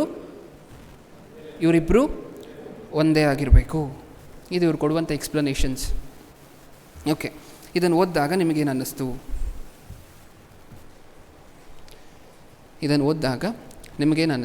ಹೌದಲ್ವಾ? ನಿಜನೇ ಅಲ್ವಾ? ಯೇಸು ಬರಬೇಕಾದ್ರೆ ಮಿಕಾಯೇಲನ ಸೌಂಡ್ ಕೇಳಿಸ್ತಿದೆ ಅಂದರೆ ಇವರಿಬ್ಬರು ಒಂದೇ ಆಗಿರಬೇಕಲ್ವಾ? ಕರೆಕ್ಟ್ ಅಲ್ವಾ? ಯೇಸುನೇ ಮಿಕಾಯೇಲನ ಅಲ್ಲ ಅಂದರೆ ಉತ್ತರ ಹೇಳಿ. ಏನಕ್ಕೋಸ್ಕರ ಹಿಂಗೆ ಬರ್ಸಿದ್ದಾರೆ? ನೀವು ಸುಮಾರು ಕೋಟ್ಯಾಂತರ ರೂಪಾಯಿ ಆಸ್ತಿ ಇದೆ ಅಂತ ಅಂದ್ಕೊಳ್ಳಿ ನಿಮ್ಮ ಹತ್ರ. ಅದನ್ನೆಲ್ಲ ಮ್ಯಾನೇಜ್ ಮಾಡಲಿಕ್ಕೆ ನಿಮಗೊಬ್ಬರು ಸೆಕ್ರೆಟ್ರಿ ಬೇಕು. ಅದನ್ನೆಲ್ಲ ಮ್ಯಾನೇಜ್ ಮಾಡಲಿಕ್ಕೆ, ನೋಡ್ಕೊಳ್ಲಿಕ್ಕೆ, ನಮ್ಗೆ ಅರ್ಥ ಆಗುವಂತಹ ಭಾಷೆಯಲ್ಲಿ ಹೇಳಬೇಕು ಅಂದರೆ PA ಬೇಕು, ಪರ್ಸ್ನಲ್ ಅಸಿಸ್ಟೆಂಟ್ ಬೇಕು. ಹೌದಾ? ನೀವು ಎಲ್ಲಿಗೆ ಹೋದರೂ ಅವ್ರು ಬರ್ತಾರೆ ಜೊತೆಯಲ್ಲಿ? ನೀವು ಎಲ್ಲಿಗೆ ಹೋದರೂ ಅವ್ರು ಬರ್ತಾರಾ? ಹಾಂ, ಒಂದು ಡಾಕ್ಯುಮೆಂಟ್ ಸೈನ್ ಮಾಡಲಿಕ್ಕೆ ರಿಜಿಸ್ಟರ್ ಆಫೀಸ್ಗೆ ಹೋದ್ರಿ ಅಂತ ಅಂದ್ಕೊಳ್ಳಿ. ನಿಮಗಿಂತ ಫಸ್ಟ್ ಯಾರು ಇರ್ತಾರೆ ಅಲ್ಲಿ? ನಿಮಗಿಂತ ಫಸ್ಟ್ ಯಾರು ಇರ್ತಾರೆ? ನಿಮ್ಮ ಸೆಕ್ರೆಟ್ರಿ ಇರ್ತಾರೆ, ನಿಮ್ಮ ಪರ್ಸ್ನಲ್ ಅಸಿಸ್ಟೆಂಟ್ ಇರ್ತಾರೆ. ಅದನ್ನೇ ಅಲ್ವಾ ಅಲ್ಲೂ ಬರ್ಸಿರುವಂತಹದ್ದು. ಯೇಸು ಬರುವುದಕ್ಕಿಂತ ಮುಂಚೆ ಹೇಗಿರುತ್ತೆ, ಆ ಸಿಚುವೇಶನ್ ಹೇಗಿರುತ್ತೆ, ಆ ಆರ್ಭಾಟ ಹೇಗಿರುತ್ತೆ, ತುತ್ತೂರಿಯ ಶಬ್ದ ಎಲ್ಲೆಲ್ಲಿ ನೋಡಿದ್ರೂ ಸಹ ಅದು ಮಿಕಾಯೇಲನು, ಪ್ರಧಾನ ದೂತನಲ್ವಾ, ಈತನದ್ದೇ ಅಲ್ಲ ಪೂರ್ತಿ ಆ ಫಂಕ್ಷನ್ ಪೂರ್ತಿ ಹ್ಯಾಂಡ್ ಓವರ್ ನೋಡ್ಕೋಬೇಕಾಗಿರುವಂಥದ್ದು ಈತನ ಜವಾಬ್ದಾರಿ, ಮಿಕಾಯೇಲನ ಜವಾಬ್ದಾರಿ. ಯೇಸು ಕ್ರಿಸ್ತರ ಎರಡನೇ ಬರೋಣ ಪೂರ್ತಿ ಇನ್ಚಾರ್ಜ್. ಹೌದಲ್ವ? ಯಾಕೆಂದರೆ ಪ್ರಧಾನ ದೂತ ಅಲ್ವಾ, ಎಲ್ಲ ನೋಡ್ಕೋಬೇಕಲ್ವ. ಹಾಂ, ಅದಕ್ಕೋಸ್ಕರ ಸೌಂಡ್ ಕೇಳಿಸ್ತಿದೆ. ಆ ಸೌಂಡ್ ಕೇಳಿಸಿದ ಮಾತ್ರಕ್ಕೆ ಯೇಸು ಮಿಕಾಯೇಲನು ಇಬ್ಬರು ಒಂದೇ ಅನ್ನುವಂತಹದ್ದು ನ್ಯಾಯನ? ಸತ್ಯವೇದದಲ್ಲಿ ಆವಾಗಲೇ ಒಂದು ಸರಿ ಓದೋದವಲ್ಲ, ಇಬ್ರಿಯರಿಗೆ ಬರೆದ ಪತ್ರಿಕೆ 1:4 ಇವಾಗ ಓದೋಣ. ಅದನ್ನು ಏನಂತ ಹೇಳಿದ್ದಾರೆ? ಇಬ್ರಿಯರಿಗೆ ಬರೆದ ಪತ್ರಿಕೆ 1ನೇ ಅಧ್ಯಾಯ 4ನೇ ವಚನದಿಂದ. ಈತನು ದೇವದೂತರಿಗಿಂತಲೂ ಉತ್ತಮನಾದನು, ಅವರಿಗಿಂತ ಶ್ರೇಷ್ಠವಾದ ಹೆಸರನ್ನು ಹೊಂದಿದ್ದಾನಲ್ಲ. ಹೇಗೆಂದರೆ, ನನಗೆ ನೀನು ಮಗನು, ನಾನೇ ಈ ಹೊತ್ತು ನಿನ್ನನ್ನು ಪಡೆದಿದ್ದೇನೆ ಎಂತಲೂ, ನಾನು ಅವನಿಗೆ ತಂದೆಯಾಗಿರುವೆನು, ಅವನು ನನಗೆ ಮಗನಾಗಿರುವೆನು ಎಂತಲೂ ದೇವರು ತನ್ನ ದೂತರೊಳಗೆ ಯಾವನಿಗಾದರೂ ಹೇಳಿರುವುದು ಎಂದಾದರೂ ಹೇಳಿದ್ದುಂಟೋ ಅಂತ ಹೇಳಿ ಕ್ವೆಶನ್ ಮಾಡ್ತಿದ್ದಾರೆ. ಯಾವತ್ತಾದರೂ ದೇವರು ದೂತರಿಗೆ ಅದನ್ನು ಹೇಳ್ಕೊಂಡಿದ್ದಾರೆ? ಯೇಸು ಕ್ರಿಸ್ತರಿಗೂ ದೂತರಿಗೂ ಇರುವಂತಹ ವ್ಯತ್ಯಾಸವನ್ನು ತೋರಿಸ್ತಿದ್ದಾರೆ ಇಲ್ಲಿ ಪೌಲನು. ಏನಂತ ಹೇಳ್ತಿದ್ದಾರೆ? ಯಾವತ್ತಾದರೂ ದೇವರು ದೂತನನ್ನು ಕೂರಿಸ್ಕೊಂಡು ನೀನು ನನ್ನ ಮಗ, ನಾನು ನಿಮ್ಮ ತಂದೆ, ನಿನ್ನ ನಾನೇ ಹೆತ್ತಿದ್ದೀನಿ ಅಂತ ಹೇಳಿದ್ದು ಯಾವತ್ತಾದರೂ ಚರಿತ್ರೆ ಇದೆಯಾ? ಇಲ್ಲ. ಮತ್ತು ಮಿಕಾಯೇಲ ದೂತನು ಏನಕ್ಕೋಸ್ಕರ ಯೇಸು ಕ್ರಿಸ್ತರಾಗ್ತಾರೆ? ಹೆಂಗೆ ಯೇಸು ಕ್ರಿಸ್ತರಾಗ್ತಾರೆ? ಸ್ಪಷ್ಟವಾಗಿ ಸತ್ಯವೇದದಲ್ಲಿದೆಯಾ? ದೂತ ಯೇಸು ಕ್ರಿಸ್ತನ ಅಲ್ಲ, ದೂತರಿಗಿಂತ ಅತ್ಯಂತ 1000 ಕೋಟಿ ಪಟ್ಟಷ್ಟು ಉತ್ತಮನು, ಉನ್ನತನು. ಇಷ್ಟಕ್ಕೂ ಕಂಪ್ಯಾರಿಸನ್ನೇ ಇಲ್ಲ ದೂತರ ಮಧ್ಯ ಯೇಸು ಕ್ರಿಸ್ತರ ಮಧ್ಯ. ಮುಂದೆ ಹೋದಣ. ಇದಲ್ಲದೆ ಆತನು ತನ್ನ ಚೊಚ್ಚಲ ಮಗನನ್ನು ಭೂಲೋಕದೊಳಗೆ ತಿರುಗಿ ಬರಮಾಡುವಾಗ ದೇವದೂತರೆಲ್ಲರೂ ಆತನಿಗೆ ಅಡ್ಡ ಬೀಳಲಿ ಎಂದು ಹೇಳುತ್ತಾನೆ. ದೂತರ ವಿಷಯದಲ್ಲಿ ಹೇಳುವುದೇನೆಂದರೆ, ದೇವರು ತನ್ನ ದೂತರನ್ನು, ಗಾಳಿಯನ್ನು, ಇದೆಲ್ಲ ನಮಗೆ ಗೊತ್ತಿರುವಂತಹ ವಿಚಾರ, ಓದ್ಕೊಂಡಿರುವಂತಹ ವಿಚಾರ. ಹೌದಾ? ಹಾಗಾದರೆ ಯಾರಿಗೆ ಅಡ್ಡ ಬೀಳ್ತಾರಂತೆ ಇಲ್ಲಿ? ಯೇಸು ಕ್ರಿಸ್ತರಿಗೆ ದೂತರೆಲ್ಲ ಅಡ್ಡ ಬೀಳ್ತಾರೆ. ಹಾಗಾದರೆ ಯೇಸು ಕ್ರಿಸ್ತರು ದೂತ ಒಂದೇನಾ? ಸತ್ಯವೇದದಲ್ಲಿ ಸ್ಪಷ್ಟವಾಗಿರುವಂಥ ಎಕ್ಸ್ಪ್ಲನೇಷನ್ ಕೊಟ್ಟಿದ್ದಾರೆ. 1ನೇ ಶತಮಾನದಲ್ಲಿ ಸುಮಾರು 2000 ವರ್ಷಗಳ ಹಿಂದೆಯೇ ಯೇಸು ಕ್ರಿಸ್ತರು ದೂತನಲ್ಲ, ಯಾಕೆಂದರೆ ಯೇಸು ಕ್ರಿಸ್ತರೇ ದೂತನು ಅಂತ ಹೇಳಿ ನಂಬಿಸುವಂತಹ ಅಪವಾದಿಯ ಕುತಂತ್ರ ಇವತ್ತು ಹೊಸ ಕುತಂತ್ರ ಅಲ್ಲ. ಇದು 1ನೇ ಶತಮಾನದಿಂದ ನಡೀತಾ ಬರ್ತಿರುವಂತಹ ಕುತಂತ್ರ. ಯೇಸು ಕ್ರಿಸ್ತರೇ ಮಿಕಾಯೇಲನು ಅಂತ ಹೇಳುವಂತಹದ್ದು. ಸತ್ಯವೇದದಲ್ಲಿ ಏನು ಹೇಳಿದ್ದಾರೆ ಸ್ಪಷ್ಟವಾಗಿ? ಯೇಸು ಕ್ರಿಸ್ತರು ದೂತರಿಗಿಂತ ಶ್ರೇಷ್ಠನು. ಯಾವುದೇ ಕಾರಣಕ್ಕೂ ದೂತನು ಅಂತ ಹೇಳಿದರೆ ಸುಮ್ಮನೆ ಇರುವಂತಹ ಜವಾಬ್ದಾರಿ ನಮ್ಮದಲ್ಲ ಪ್ರಿಯರೇ. ಯಾರು ಯೇಸು ಕ್ರಿಸ್ತರು ಹಾಗಾದರೆ? ದೇವ್ರ ಮಗನಷ್ಟೇನಾ? ಈಗ ಅವರೇನಂದರು? ಯೇಸು ಕ್ರಿಸ್ತರನ್ನ ದೇವರಲ್ಲ ಅಂದರು ಫಸ್ಟು. ಆಮೇಲೆ ಏನಂದರು? ಸರಿ, ನೀವು ಕೇಳಿದ್ರಿ ಅಂತ ಅಂದ್ಕೊಳ್ಳಿ. ಫಸ್ಟು ಯೇಸು ಕ್ರಿಸ್ತರನ್ನ ದೇವರು ಅಲ್ಲ ಅಂತ ಹೇಳಿದ್ರು. ಓಕೆ, ನೀವು ಕೇಳಿದ್ರಿ ಅಂತ ಅಂದ್ಕೊಳ್ಳಿ. ಯೇಸು ಕ್ರಿಸ್ತರನ್ನ ನೀವು ದೇವರಲ್ಲ ಅಂತ ಹೇಳ್ತಿದ್ದೀರಾ. ಓಕೆ, ನಿಮ್ಮ ಪ್ರಕಾರ ಯಾರು ಬ್ರದರ್ ಯೇಸು ಕ್ರಿಸ್ತರು ಅಂದರೆ ಏನಂತಾರೆ? ದೂತನು ಅಂತಾರೆ. ಹೌದಾ? ನಾವು ಈ ಕೌಂಟರ್ ಅಟ್ಯಾಕ್ ಏನು? ಯೇಸು ಕ್ರಿಸ್ತರು, ನಾವು ಈಗ ತಾನೇ ಓದಂತಹ ರೆಫರೆನ್ಸ್ನ ಪ್ರಕಾರ ಏನು? ಯೇಸು ಕ್ರಿಸ್ತರು ದೂತನು ಅಲ್ಲ. ಹಾಗಾದರೆ ಯಾರು ಯೇಸು ಕ್ರಿಸ್ತರು ಬ್ರದರ್ ಅಂತ ಹೇಳಿ ಅವ್ರು ನಮ್ಮನ್ನು ಕೇಳಿದ್ರು ಅಂತ ಅಂದ್ಕೊಳ್ಳಿ. ಏನಂತಿದೆ ಸತ್ಯವೇದದಲ್ಲಿ? ಒಂದು ಸಾರಿ ನೋಡೋಣ. ಯೇಸು ಕ್ರಿಸ್ತರು ಯಾರಂತೆ? ದೂತನಲ್ಲದೆ ಹೋದರೆ ಯೇಸು ಕ್ರಿಸ್ತರು ಯಾರು ಇಷ್ಟಕ್ಕೂ? ಯೋಹಾನನು ಬರೆದ ಸುವಾರ್ತೆ 20ನೇ ಅಧ್ಯಾಯ 28ನೇ ವಚನ, 20-28. ಯೋಹಾನನು ಬರೆದ ಸುವಾರ್ತೆ 20ನೇ ಅಧ್ಯಾಯ 28ನೇ ವಚನ.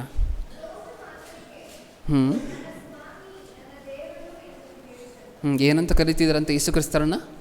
ಅಪೋಸ್ತಲರು ನನ್ನ ಸ್ವಾಮಿ, ನನ್ನ ದೇವರು. ಪಕ್ಕದಲ್ಲಿರುವಂತಹ ಶಿಷ್ಯಂದಿರ ದೇವರು ಅಂತ ಹೇಳಿ ಬಾಯಿ ಬಿಟ್ಟು ಕರೀತಿರ್ಬೇಕಾದ್ರೆ ನಾವು ಎಲ್ಲೋ ಇದ್ದೀವಿ. ಆತನ ದೇವತ್ವ ಪಕ್ಕದಲ್ಲಿರುವಂಥ ಶಿಷ್ಯಂದಿರಿಗೆ ಅರ್ಥ ಆಗೋಯ್ತು. ನಮಗೆ ಮಾತ್ರ ಇವತ್ತಿಗೂ ಸಹ ಏಸು ದೇವರು ಅಂತ ಸತ್ಯವೇದದಲ್ಲಿ ಎಲ್ಲಾದರೂ ಬರ್ಸಿದಾರಾ? ಯಾಕೆಂದರೆ ತುಂಬ ಜನಕ್ಕೆ ಇದೊಂದು ಕ್ವೆಶನ್ ಇರುತ್ತೆ, ಏಸು ಕ್ರಿಸ್ತರು ದೇವರು ಅಂತ ಸತ್ಯವೇದದಲ್ಲಿ ಸ್ಟ್ರೈಟ್ ಫಾರ್ವರ್ಡ್ ಆಗಿ ಬರ್ಸಿಲ್ಲ ಅಲ್ವಾ? ಏಸು ಕ್ರಿಸ್ತರೇ ದೇವರು ಅಂತ ಸತ್ಯವೇದದಲ್ಲಿ ನೇರ ನುಡಿಯಾಗಿ ಬರ್ಸಿಲ್ಲ ಅಲ್ವಾ? ಯಾಕೆ ಬರ್ಸಿಲ್ಲ? ಈಗ ನೀವು ಓದಿದ್ರಲ್ವ ರೆಫರೆನ್ಸಲ್ಲಿ ಏನಿದೆ? ನನ್ನ ಸ್ವಾಮಿ, ನನ್ನ ದೇವರು ಅಂತ ಹೇಳಿ ತೋಮನೆ ಏಸು ಕ್ರಿಸ್ತರನ್ನು ಕರೀತಿದ್ದಾರೆ. ನೆಕ್ಸ್ಟ್ ರೆಫರೆನ್ಸ್ ಯೇಸು ಕ್ರಿಸ್ತರೇ ದೇವರು ಅಂತ ಹೇಳಲಿಕ್ಕೋಸ್ಕರ ಇಬ್ರಿಯರಿಗೆ ಬರೆದ ಪತ್ರಿಕೆ 1ನೇ ಅಧ್ಯಾಯ 8ನೇ ವಚನ 1-8. ಮಗನ ವಿಚಾರದಲ್ಲಿ ಹೇಳಿರುವಂತಹ ಮಾತೇನಂತೆ, ಮಗನ ವಿಷಯದಲ್ಲಿ ಆದರೂ ದೇವರೇ ನಿನ್ನ ಸಿಂಹಾಸನವು ಯುಗ ಯುಗಾಂತರಗಳಲ್ಲಿಯೂ ಇರುವುದು. ದೇವರೇ, ಮಗನ ವಿಚಾರದಲ್ಲಿ ಏನಂತ ಡಿಸ್ಕಷನ್ ನಡೀತಿದೆ? ದೇವರೇ. ಯೇಸು ಕ್ರಿಸ್ತರೇ ಏನು? ದೇವರ. ಯೆಶಾಯನ ಗ್ರಂಥ 9ನೇ ಅಧ್ಯಾಯ 6ನೇ ವಚನ, ನಮ್ಮೆಲ್ಲರಿಗೂ ಗೊತ್ತಿರುವಂತಹ ರೆಫರೆನ್ಸೇ, ಆದರೆ ಅಲ್ಲಿ ಪ್ರತಿ ಸಾರಿ ಮಿಸ್ ಮಾಡುವಂತಹ ಒಂದು ಪಾಯಿಂಟ್ ಇದೆ. 9ನೇ ಅಧ್ಯಾಯ 6ನೇ ವಚನ. ಒಂದು ಮಗು ನಮಗಾಗಿ ಹುಟ್ಟಿದೆಯಷ್ಟೇ, ವರದ ಮಗನು ನಮಗೆ ದೊರೆತನು, ಆಡಳಿತವು ಆತನ ಬಾಹುವಿನ ಮೇಲಿರುವುದು, ಅದ್ಭುತ ಸ್ವರೂಪನು, ಆಲೋಚನಾಕರ್ತನು, ಪರಾಕ್ರಮಿಯಾದ ದೇವರು. ಸಿಕ್ತ ದೇವರು ಅನ್ನುವಂತಹ ಪದ ಪರಾಕ್ರಮಿಯಾದ, ಇದು ಯಾರ ಬಗ್ಗೆ ಮಾತಾಡಿರುವಂತಹ ರೆಫರೆನ್ಸ್ ಇಷ್ಟಕ್ಕೂ? ಯೇಸು ಕ್ರಿಸ್ತರ ಬಗ್ಗೆ. ಏನಂತ ಸ್ಪಷ್ಟವಾಗಿದೆ ಸತ್ಯವೇದದಲ್ಲಿ? ಪರಾಕ್ರಮಿಯಾದ ದೇವರು ಅಂತ ಇಷ್ಟೊಂದು ಕಡೆ ಸ್ಪಷ್ಟವಾಗಿ ಸತ್ಯವೇದದಲ್ಲಿರಬೇಕಾದ್ರೆ ನಮಗೇನು ಪ್ರಾಬ್ಲಮ್ ದೇವರು ಅಂತ ಹೇಳಿ ಯೇಸು ಕ್ರಿಸ್ತರನ್ನು ಅಂಗೀಕಾರ ಮಾಡೋದಕ್ಕೆ?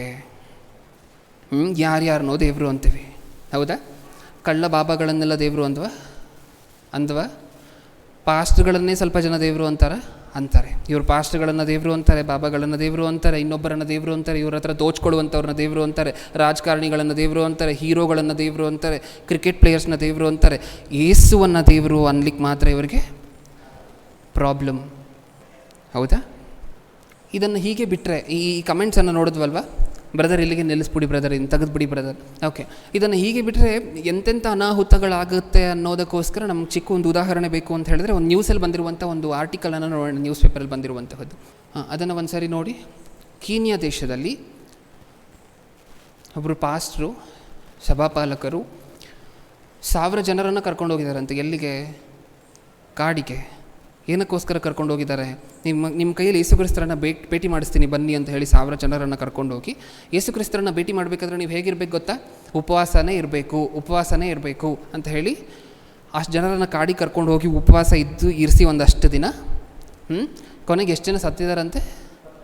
ಅದನ್ನೇ ನೀವು ನೋಡ್ತಿರುವಂತಹ ಆರ್ಟಿಕಲ್, ಹೌದಾ? 21 ಜನ ಬರೀ ಮೇಲ್ಮೇಲೆ ಪೊಲೀಸರು ಪ್ರಾರಂಭದಲ್ಲಿ ಆ ಸ್ಪಾಟ್ಗೆ ಹೋದಾಗ ಮೇಲೆ ಕಂಡಿರುವಂತಹ, ಅಂದರೆ ಸ್ವಲ್ಪ ಫಸ್ಟ್ 4 ಜನ ಸತ್ತು ಬಿದ್ದಿರ್ತಾರೆ, ಅದಾದಮೇಲೆ ಇನ್ನೂ ಸ್ವಲ್ಪ ಒಳಗಡೆ ಹೋಗ್ತಾರೆ. 21 ಜನ ಅವಾಗ ಕಾಣಿಸುವಂತಹ ಸಂಖ್ಯೆ. ಇನ್ನೂ ಅಗದಾಗ ಸ್ವಲ್ಪ ಡೌಟ್ ಬಂದು ಆ ಪೊಲೀಸವ್ರಿಗೆಲ್ಲ ಇಲ್ಲಿ ಇನ್ನೂ ಏನೋ ಆಗಿರಬಹುದು ಅಂತ ಹೇಳಿ ಸ್ವಲ್ಪ ತೆಗೆದಾಗ ಸುಮಾರು 100 ಡೆಡ್ ಬಾಡಿಗಳು ಸಿಕ್ಕಿದೆಯಂತೆ ಕೆಳಗಡೆ. ಎಲ್ಲ ಯಾರು? ಈತನ ಸುಳ್ಳು ಬೋಧನೆಗೆ ಬಲಿಯಾಗಿದಂಥವರೇ. ಉಪವಾಸ ಇದ್ದರೆ ಯೇಸು ಕ್ರಿಸ್ತರು ಕಾಣಿಸ್ತಾರಾ? ಸತ್ಯವೇದದಲ್ಲಿ ಇದೆಯಾ? ಇಲ್ಲ. ಈಗ ಈ ಥರ ವಿಚಾರಗಳು ಸರಿ, ಇದನ್ನು ಬಿಟ್ಬಿಡೋಣ ಆಗಿದ್ರೆ, ಕಮೆಂಟ್ ಮಾಡುವಂತಹ ಬ್ರದರ್ನ ಅದೇ ಆಲೋಚನೆ ಇನ್ನೂ ಎಷ್ಟು ಜನ ಇಟ್ಕೊಂಡಿದ್ದಾರೋ ಅಷ್ಟು ಜನಕ್ಕೂ ಪ್ರಶ್ನೆ. ಓಕೆ, ಏನು ಇಂಥವ್ರನ್ನೆಲ್ಲ ಹಾಗೆ ಬಿಟ್ಬಿಡೋಣ, ಇವ್ರ ಬಗ್ಗೆ ಎಚ್ಚರಿಸ್ತೆ ಹೋದ್ವಿ ಅಂತ ಅಂದ್ಕೊಳ್ಳಿ. ಜನಕ್ಕೆ ಈ ಥರ ಜನ ಇದ್ದಾರೆ ನಿಮ್ಮ ಮಧ್ಯದಲ್ಲಿ ಅಂತ ಹೇಳಿ ಎಚ್ಚರಿಸ್ತೆ ಹೋದ್ವಿ ಅಂತ ಅಂದ್ಕೊಳ್ಳಿ. ಏನಾಗುತ್ತೆ?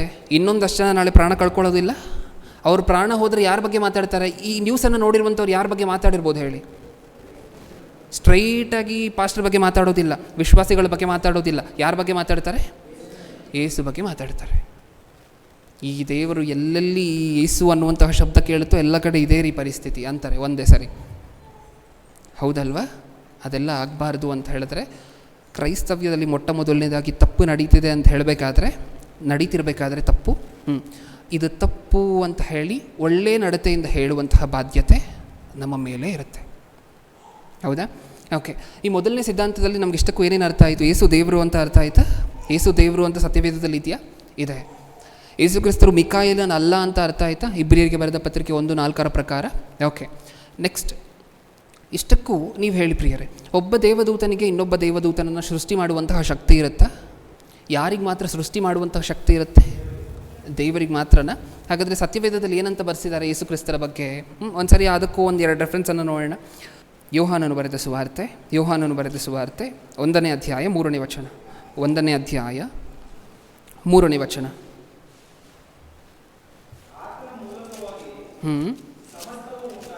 ಯೇಸು ಕ್ರಿಸ್ತರ ಮೂಲಕವಾಗಿ ಸಮಸ್ತವು ಉಂಟಾಯಿತು. ಯಾರ ಮೂಲಕವಾಗಿ ಉಂಟಾಯಿತು? ಯೇಸು ಕ್ರಿಸ್ತರ ಮೂಲಕವಾಗಿ. ಮುಂದೆ, ಆತನಿಲ್ಲದೆ ಒಂದಾದರೂ ಉಂಟಾಗಲಿಲ್ಲ. ಯಾರು ಯೇಸು ಕ್ರಿಸ್ತರು? ಯಾರು ಈ ರೆಫರೆನ್ಸ್ನ ಪ್ರಕಾರ? ಏಕೆಂದರೆ ದೇವರಿಗೆ ಮಾತ್ರ ಇರುವಂತಹದ್ದು ಆ ಅಧಿಕಾರ, ಆ ಶಕ್ತಿ. ಯಾವ ಶಕ್ತಿ? ಸೃಷ್ಟಿ ಮಾಡುವಂತಹ ಶಕ್ತಿ. ಅದು ಒಂದು ವಸ್ತುವನ್ನಾದರೂ ಆಗಿರಬಹುದು, ಒಂದು ಒಬ್ಬ ದೇವದೂತನನ್ನಾದರೂ ಆಗಿರಬಹುದು. ಒಬ್ಬ ದೂತನಿಗೆ ಇನ್ನೊಬ್ಬ ದೂತನನ್ನು ಸೃಷ್ಟಿ ಮಾಡುವಂಥ ಶಕ್ತಿ ಇರುತ್ತೆ. ಈಗ ಒಂದು ವೇಳೆ ನಾವು ಇವರು ಹೇಳಿರುವಂತಹ ಪ್ರಕಾರ ಯೇಸು ಕ್ರಿಸ್ತರನ್ನ ಮಿಕಾಯೇಲನ ಜಾಗದಲ್ಲಿಟ್ಟರೆ ಯೇಸು ಕ್ರಿಸ್ತರು ಯಾರು? ಯೇಸು ಕ್ರಿಸ್ತರನ್ನ ಮಿಕಾಯೇಲನ ಜಾಗದಲ್ಲಿಟ್ಟರೆ ಯೇಸು ಕ್ರಿಸ್ತರು ಯಾರು? ದೂತ. ಈಗ ಆ ದೂತನಿಗೆ ಇನ್ನೊಬ್ಬ ದೂತನನ್ನು ಸೃಷ್ಟಿ ಮಾಡುವಂಥ ಶಕ್ತಿ ಇರುತ್ತಾ? ಇಲ್ಲ. ಇನ್ನೊಂದು ಯಾವುದೇ ವಸ್ತುವನ್ನು ಸೃಷ್ಟಿ ಮಾಡುವಂಥ ಶಕ್ತಿ ಇರುತ್ತಾ? ಇಲ್ಲ. ಅದನ್ನೇ ಹೇಳಿರುವಂತಹದ್ದು. ಯೇಸು ಕ್ರಿಸ್ತರಿಂದಲೇ ಪ್ರತಿಯೊಂದು ಸೃಷ್ಟಿಯಾಗಿದೆ ಅಂತ ಹೇಳಿದ್ರೆ ದೂತನಿಗಿರೋದಿಲ್ಲ ಬ್ರದರ್ ಆ ಶಕ್ತಿ, ಹೌದಲ್ವಾ? ದೂತನಿಗಿರೋದಿಲ್ಲ ಸೃಷ್ಟಿ ಮಾಡುವಂತಹ ಶಕ್ತಿ. ಆದುದರಿಂದ ಯೇಸು ಕ್ರಿಸ್ತರೇ ದೇವರು. ಇನ್ನೊಂದು 2 ರೆಫರೆನ್ಸನ್ನು ಬರೆದಿಟ್ಕೊಳ್ಳಿ, ಓದುವಂತಹ ಸಮಯ ಇಲ್ಲ. ಕೊಲೊಸ್ಸಿಯರಿಗೆ ಬರೆದ ಪತ್ರಿಕೆ 1ನೇ ಅಧ್ಯಾಯ 16ನೇ ವಚನ.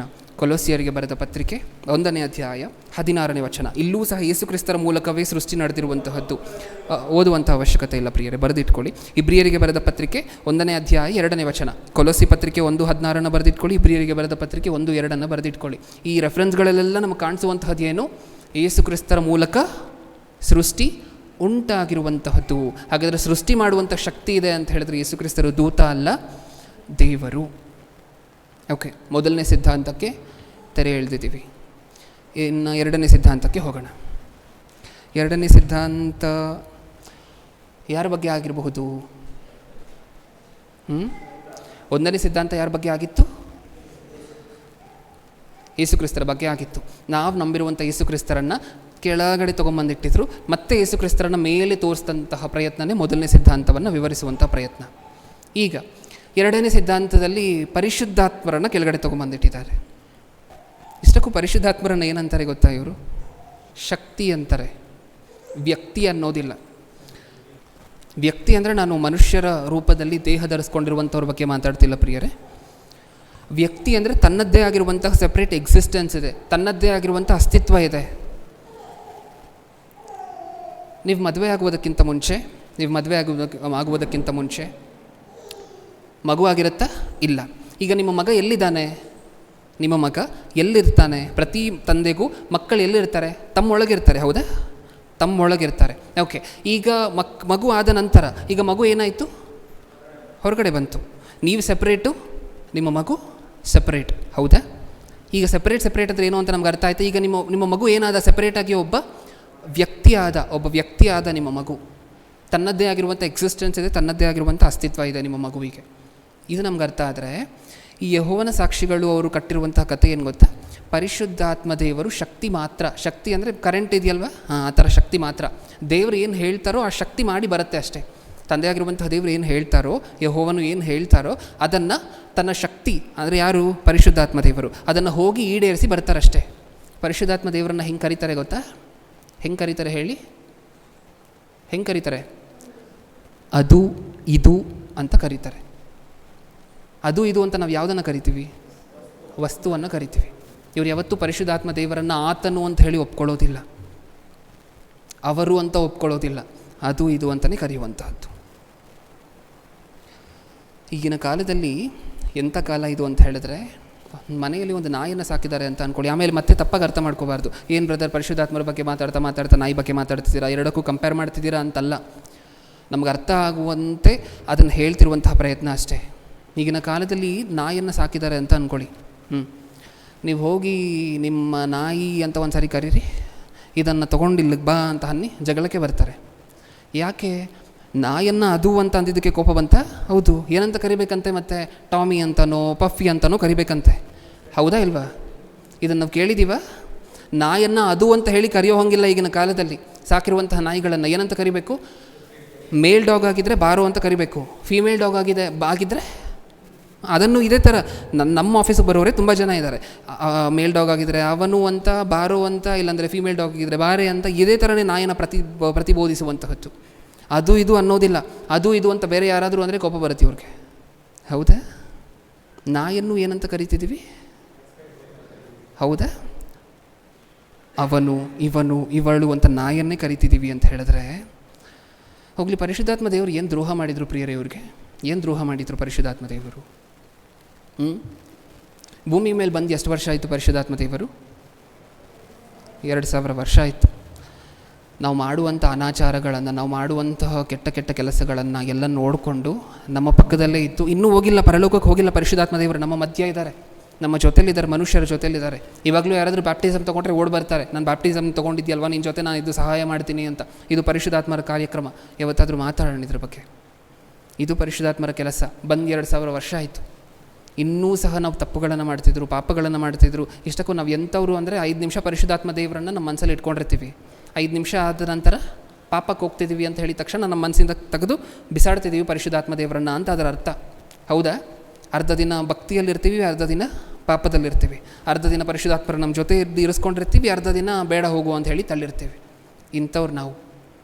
ನಮ್ಮ ಜೊತೆ ಬಂದು 2000 ವರ್ಷಗಳ ಹಿಂದೆ ಭೂಮಿ ಮೇಲೆ ಬಂದು ನಾವು ಯಾವಾಗ ಬೈಬಲನ್ನು ಓಪನ್ ಮಾಡ್ತೀವೋ, ನಮ್ಗೆ ಯಾವಾಗ ಆಲೋಚನೆಯನ್ನು ಕೊಟ್ಟು ದೇವರ ವಾಕ್ಯವನ್ನು ಅರ್ಥ ಮಾಡಿಸೋಣ ಅಂತ ಹೇಳಿ ಕಾಯ್ತಿದ್ದಾರಂತೆ. ನಾವು ರೆಫರೆನ್ಸ್ ಬೈಬಲನ್ನು ತೆಗೆದಿಟ್ಕೊಳ್ತೀವಿ, ನಿದ್ರೆ ಬರುತ್ತೆ, ನಿದ್ರೆ ಮಾಡ್ತೀವಿ.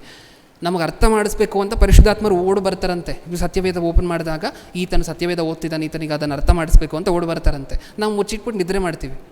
ಹೌದಾ? ಇದು ಪರಿಶುದ್ಧಾತ್ಮರ ಬಾಧೆ. ನಮಗೋಸ್ಕರ ಇಷ್ಟೆಲ್ಲ ಕಷ್ಟಪಡ್ತಿದ್ದಾರೆ. ಅಂಥ ಪರಿಶುದ್ಧಾತ್ಮ ದೇವರನ್ನು ಏನಂತ ಕರೀತಿದ್ದಾರೆ? ನಿಮ್ಮ ಮನೆ ನಾಯಿಗಳನ್ನು ಕರ್ಕೊಳಿಬೇಕಾದ್ರೆ ಅದನ್ನು. ಯೆಹೋವನ ಸಾಕ್ಷಿಗಳು ಯಾರಾದರೂ ಈ ವಿಡಿಯೋವನ್ನು ನೋಡ್ತಿದ್ರೆ ದಯವಿಟ್ಟು ನಿಮ್ಮ ಮನೆ ಶ್ವಾನಗಳಿಗೆ ಹೆಸರನ್ನು ಬಳಕೆ ಮಾಡಿ. ಪರಿಶುದ್ಧಾತ್ಮ ದೇವರಿಗೆ ಅಲ್ಲ. ಏನಂತ ಹೇಳಿದ್ದಾರೆ ಪರಿಶುದ್ಧಾತ್ಮ ದೇವರ ಬಗ್ಗೆ ಸತ್ಯವೇದದಲ್ಲಿ ಒಂದು ಸರಿ ನೋಡೋಣ. ಎಫೆಸದವರಿಗೆ ಬರೆದ ಪತ್ರಿಕೆ 4ನೇ ಅಧ್ಯಾಯ 30ನೇ ವಚನ. ಬೇಗ 4:30. ಎಫೆಸದವರಿಗೆ ಬರೆದ ಪತ್ರಿಕೆ 4:30. ಹಾಂ,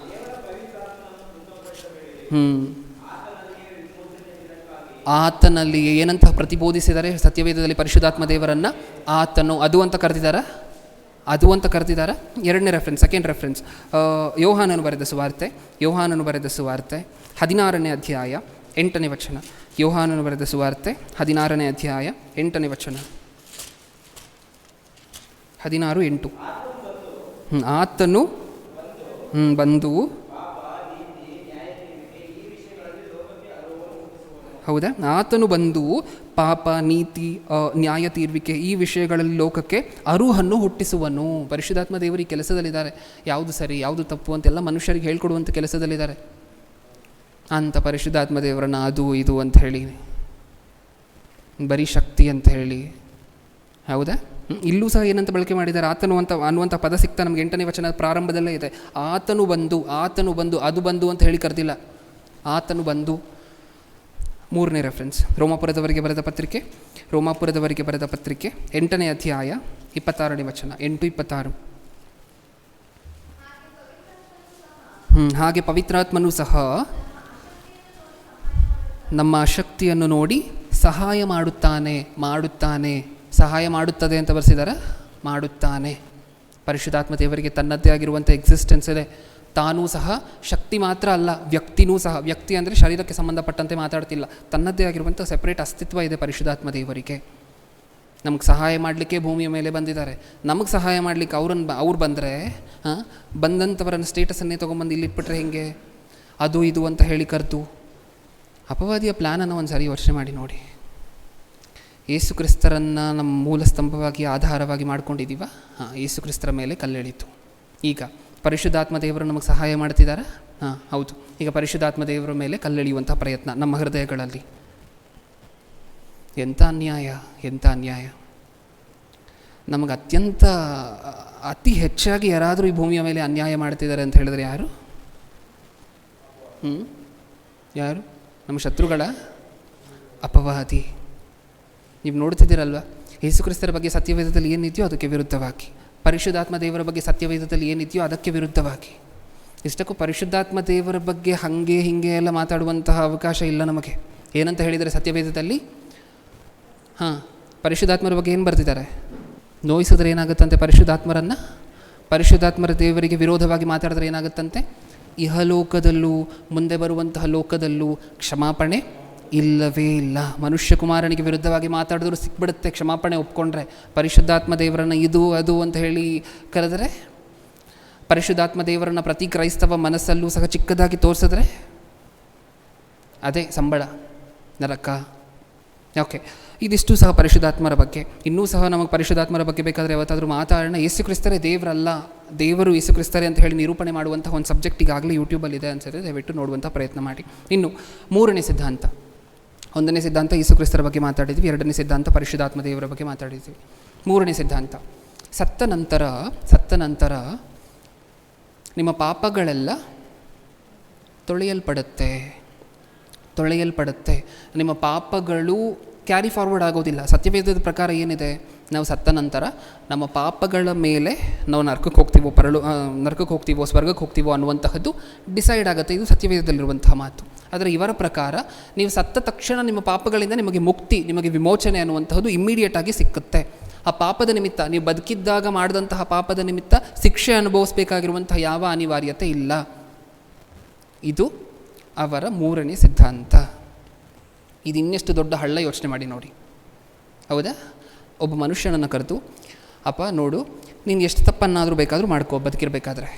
ನೀನು ಬದುಕಿರಬೇಕಾದ್ರೆ ಎಷ್ಟು ತಪ್ಪು ಮಾಡ್ತೀಯೋ ಅದೆಲ್ಲ ಏನಾಗೋಗುತ್ತೆ, ಸತ್ತ ಕ್ಷಣ ಮಾತ್ರದಲ್ಲಿ ತೊಳೆಯಲ್ಪಡುತ್ತೆ. ಓಕೆ, ನೀನು ಅದಾದ ನಂತರ ಬದುಕಿದ್ದಾಗ ಮಾಡಿದಂತಹ ತಪ್ಪಿನ ನಿಮಿತ್ತ ಶಿಕ್ಷೆ ಅನುಭವಿಸಬೇಕಾಗಿರುವಂಥ ಅನಿವಾರ್ಯತೆ ಇಲ್ಲ ಅಂತ ಅಂದ್ವಿ ಅಂತ ಅಂದ್ಕೊಳ್ಳಿ. ಈ ವ್ಯಕ್ತಿ ಏನು ಮಾಡ್ತಾನೆ ಆವಾಗಲಿಂದ? ಹೌದಾ, ಆಗಲೇ ಶುರು ಮಾಡ್ತಾನೆ. ಇಷ್ಟಕ್ಕೂ ರೆಫರೆನ್ಸ್ ತೋರಿಸ್ತಾರೆ ಪ್ರಿಯರೇ. ಇದಕ್ಕೆ ಸುಮ್ಮನೆ ಹೇಳೋದಿಲ್ಲ, ಯಾವುದನ್ನು ಸುಮ್ಮನೆ ಹೇಳೋದಿಲ್ಲ, ರೆಫರೆನ್ಸನ್ನು ಮುಂದೆ ಇಟ್ಟೇ ಹೇಳ್ತಾರೆ. ಯಾವ ರೆಫರೆನ್ಸ್ ತೋರಿಸ್ತಾರೆ? ರೋಮಾಪುರದವರಿಗೆ ಬರೆದ ಪತ್ರಿಕೆ 6ನೇ ಅಧ್ಯಾಯ 7ನೇ ವಚನ, 6-7.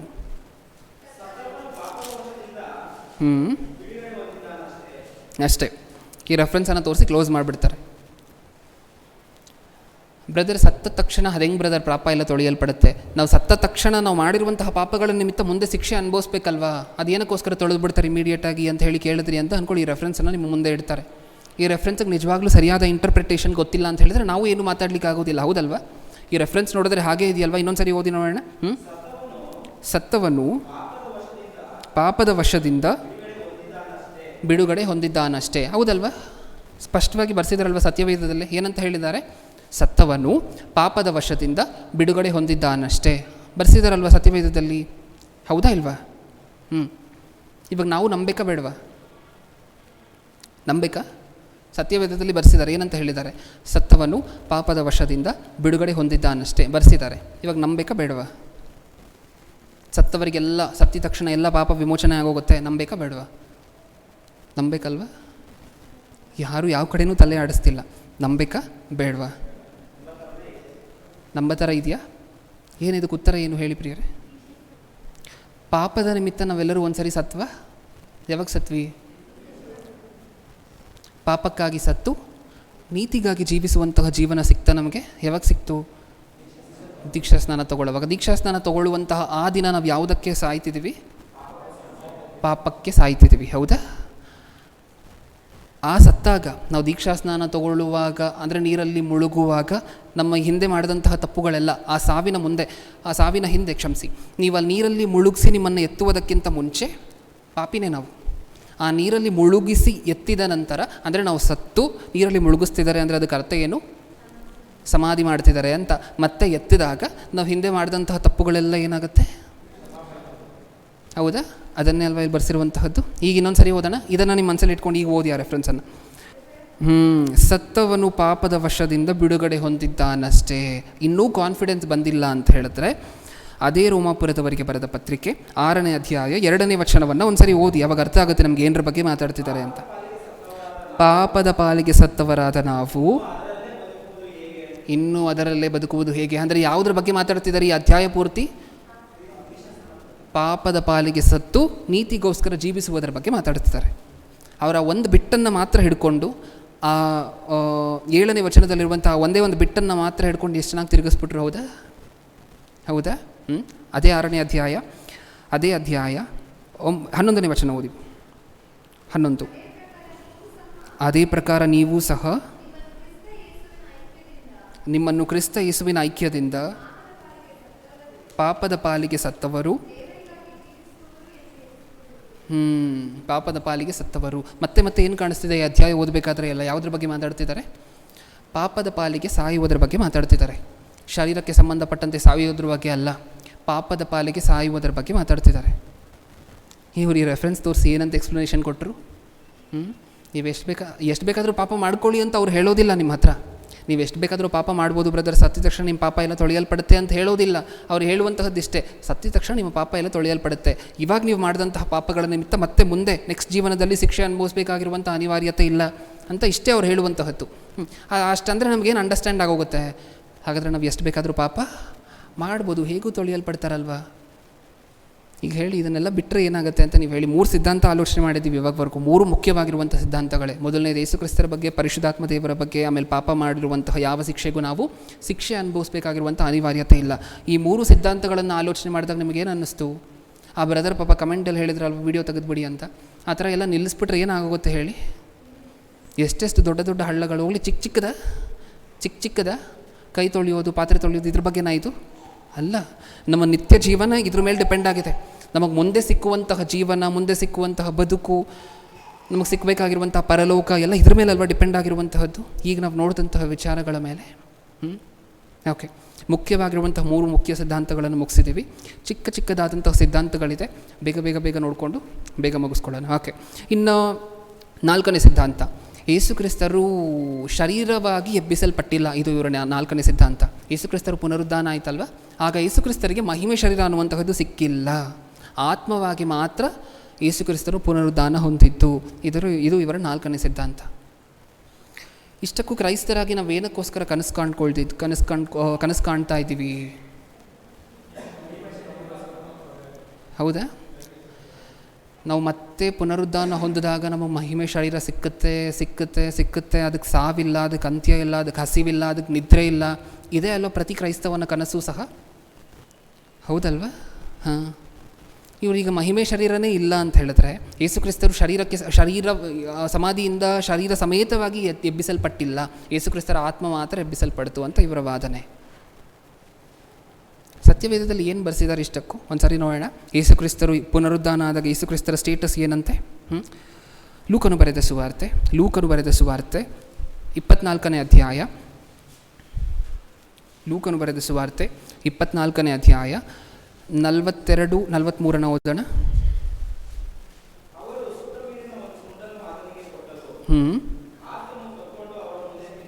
ಅಷ್ಟೇನಾ? ಮುಗ್ದೋಯ್ತಾ? ಇವ್ರೇನಂದ್ರು? ಶರೀರ ಸಮೇತವಾಗಿ ಎಬ್ಬಿಸಲ್ಪಟ್ಟಿಲ್ಲ ಯೇಸು ಕ್ರಿಸ್ತರು. ಸತ್ಯವೇದದಲ್ಲಿ ಏನಿದೆ? ಸತ್ಯವೇದದಲ್ಲಿ ಹೆಂಗೆ ಕಾಣಿಸ್ತಿದ್ದಾರೆ ಯೇಸು ಕ್ರಿಸ್ತರು? ಶರೀರ ಇದ್ದಂತೆಯೇ ಕಾಣಿಸ್ತಿದ್ದಾರೆ. ಇನ್ನೊಂದು ರೆಫರೆನ್ಸನ್ನು ಓದೋಣ. ಮತ್ತಾಯನು ಬರೆದ ಸುವಾರ್ತೆ 28ನೇ ಅಧ್ಯಾಯ 9ನೇ ವಚನ, 28:9.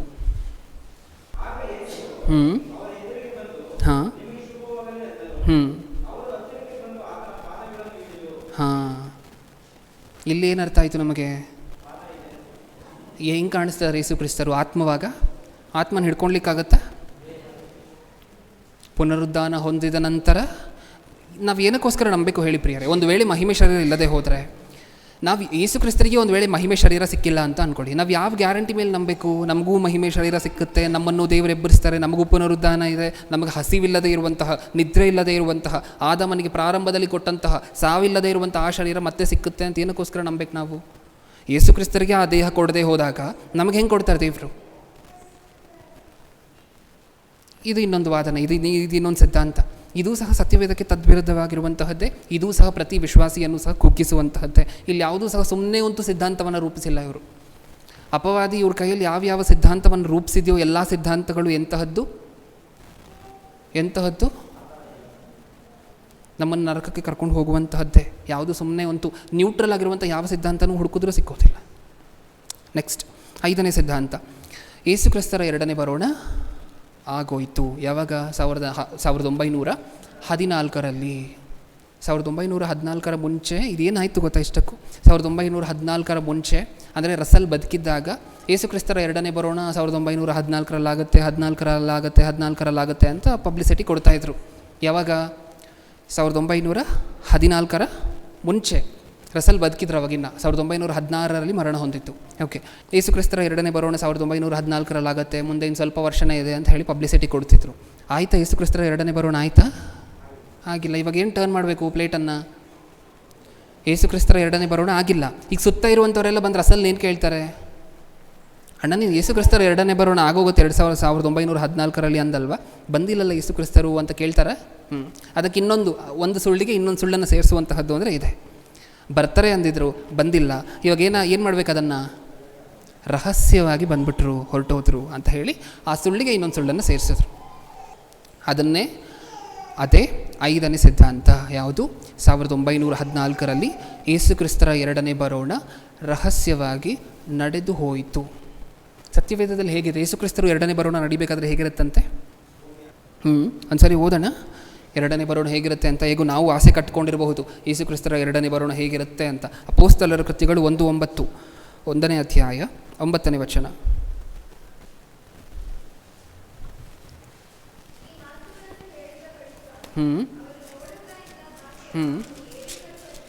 ಹಾಂ,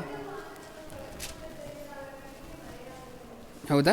ಇದು ಯೇಸು ಕ್ರಿಸ್ತರು ಮೊದಲನೇ ಬರೋಣದಲ್ಲಿ ಬಂದಾಗ ಆಕಾಶಕ್ಕೆ ಏರಿಸಲ್ಪಡ್ತಿರುವಂಥ ಸಂದರ್ಭ ಪ್ರಿಯರೇ. ಅವಾಗ ಪಕ್ಕದಲ್ಲಿರುವಂತಹ ದೂತರು ಏನಂತಾರಂತೆ? ಜನ ಎಲ್ಲ ಮೇಲೆ ಯೇಸು ಕ್ರಿಸ್ತರು ಮೇಲೆ ಆರೋಹಣ ಆಗ್ತಿರ್ಬೇಕಾದ್ರೆ ಪಕ್ಕದಲ್ಲಿರುವಂತಹ ದೂತರು ಏನಂತಾರಂತೆ? ಮುಂದೆ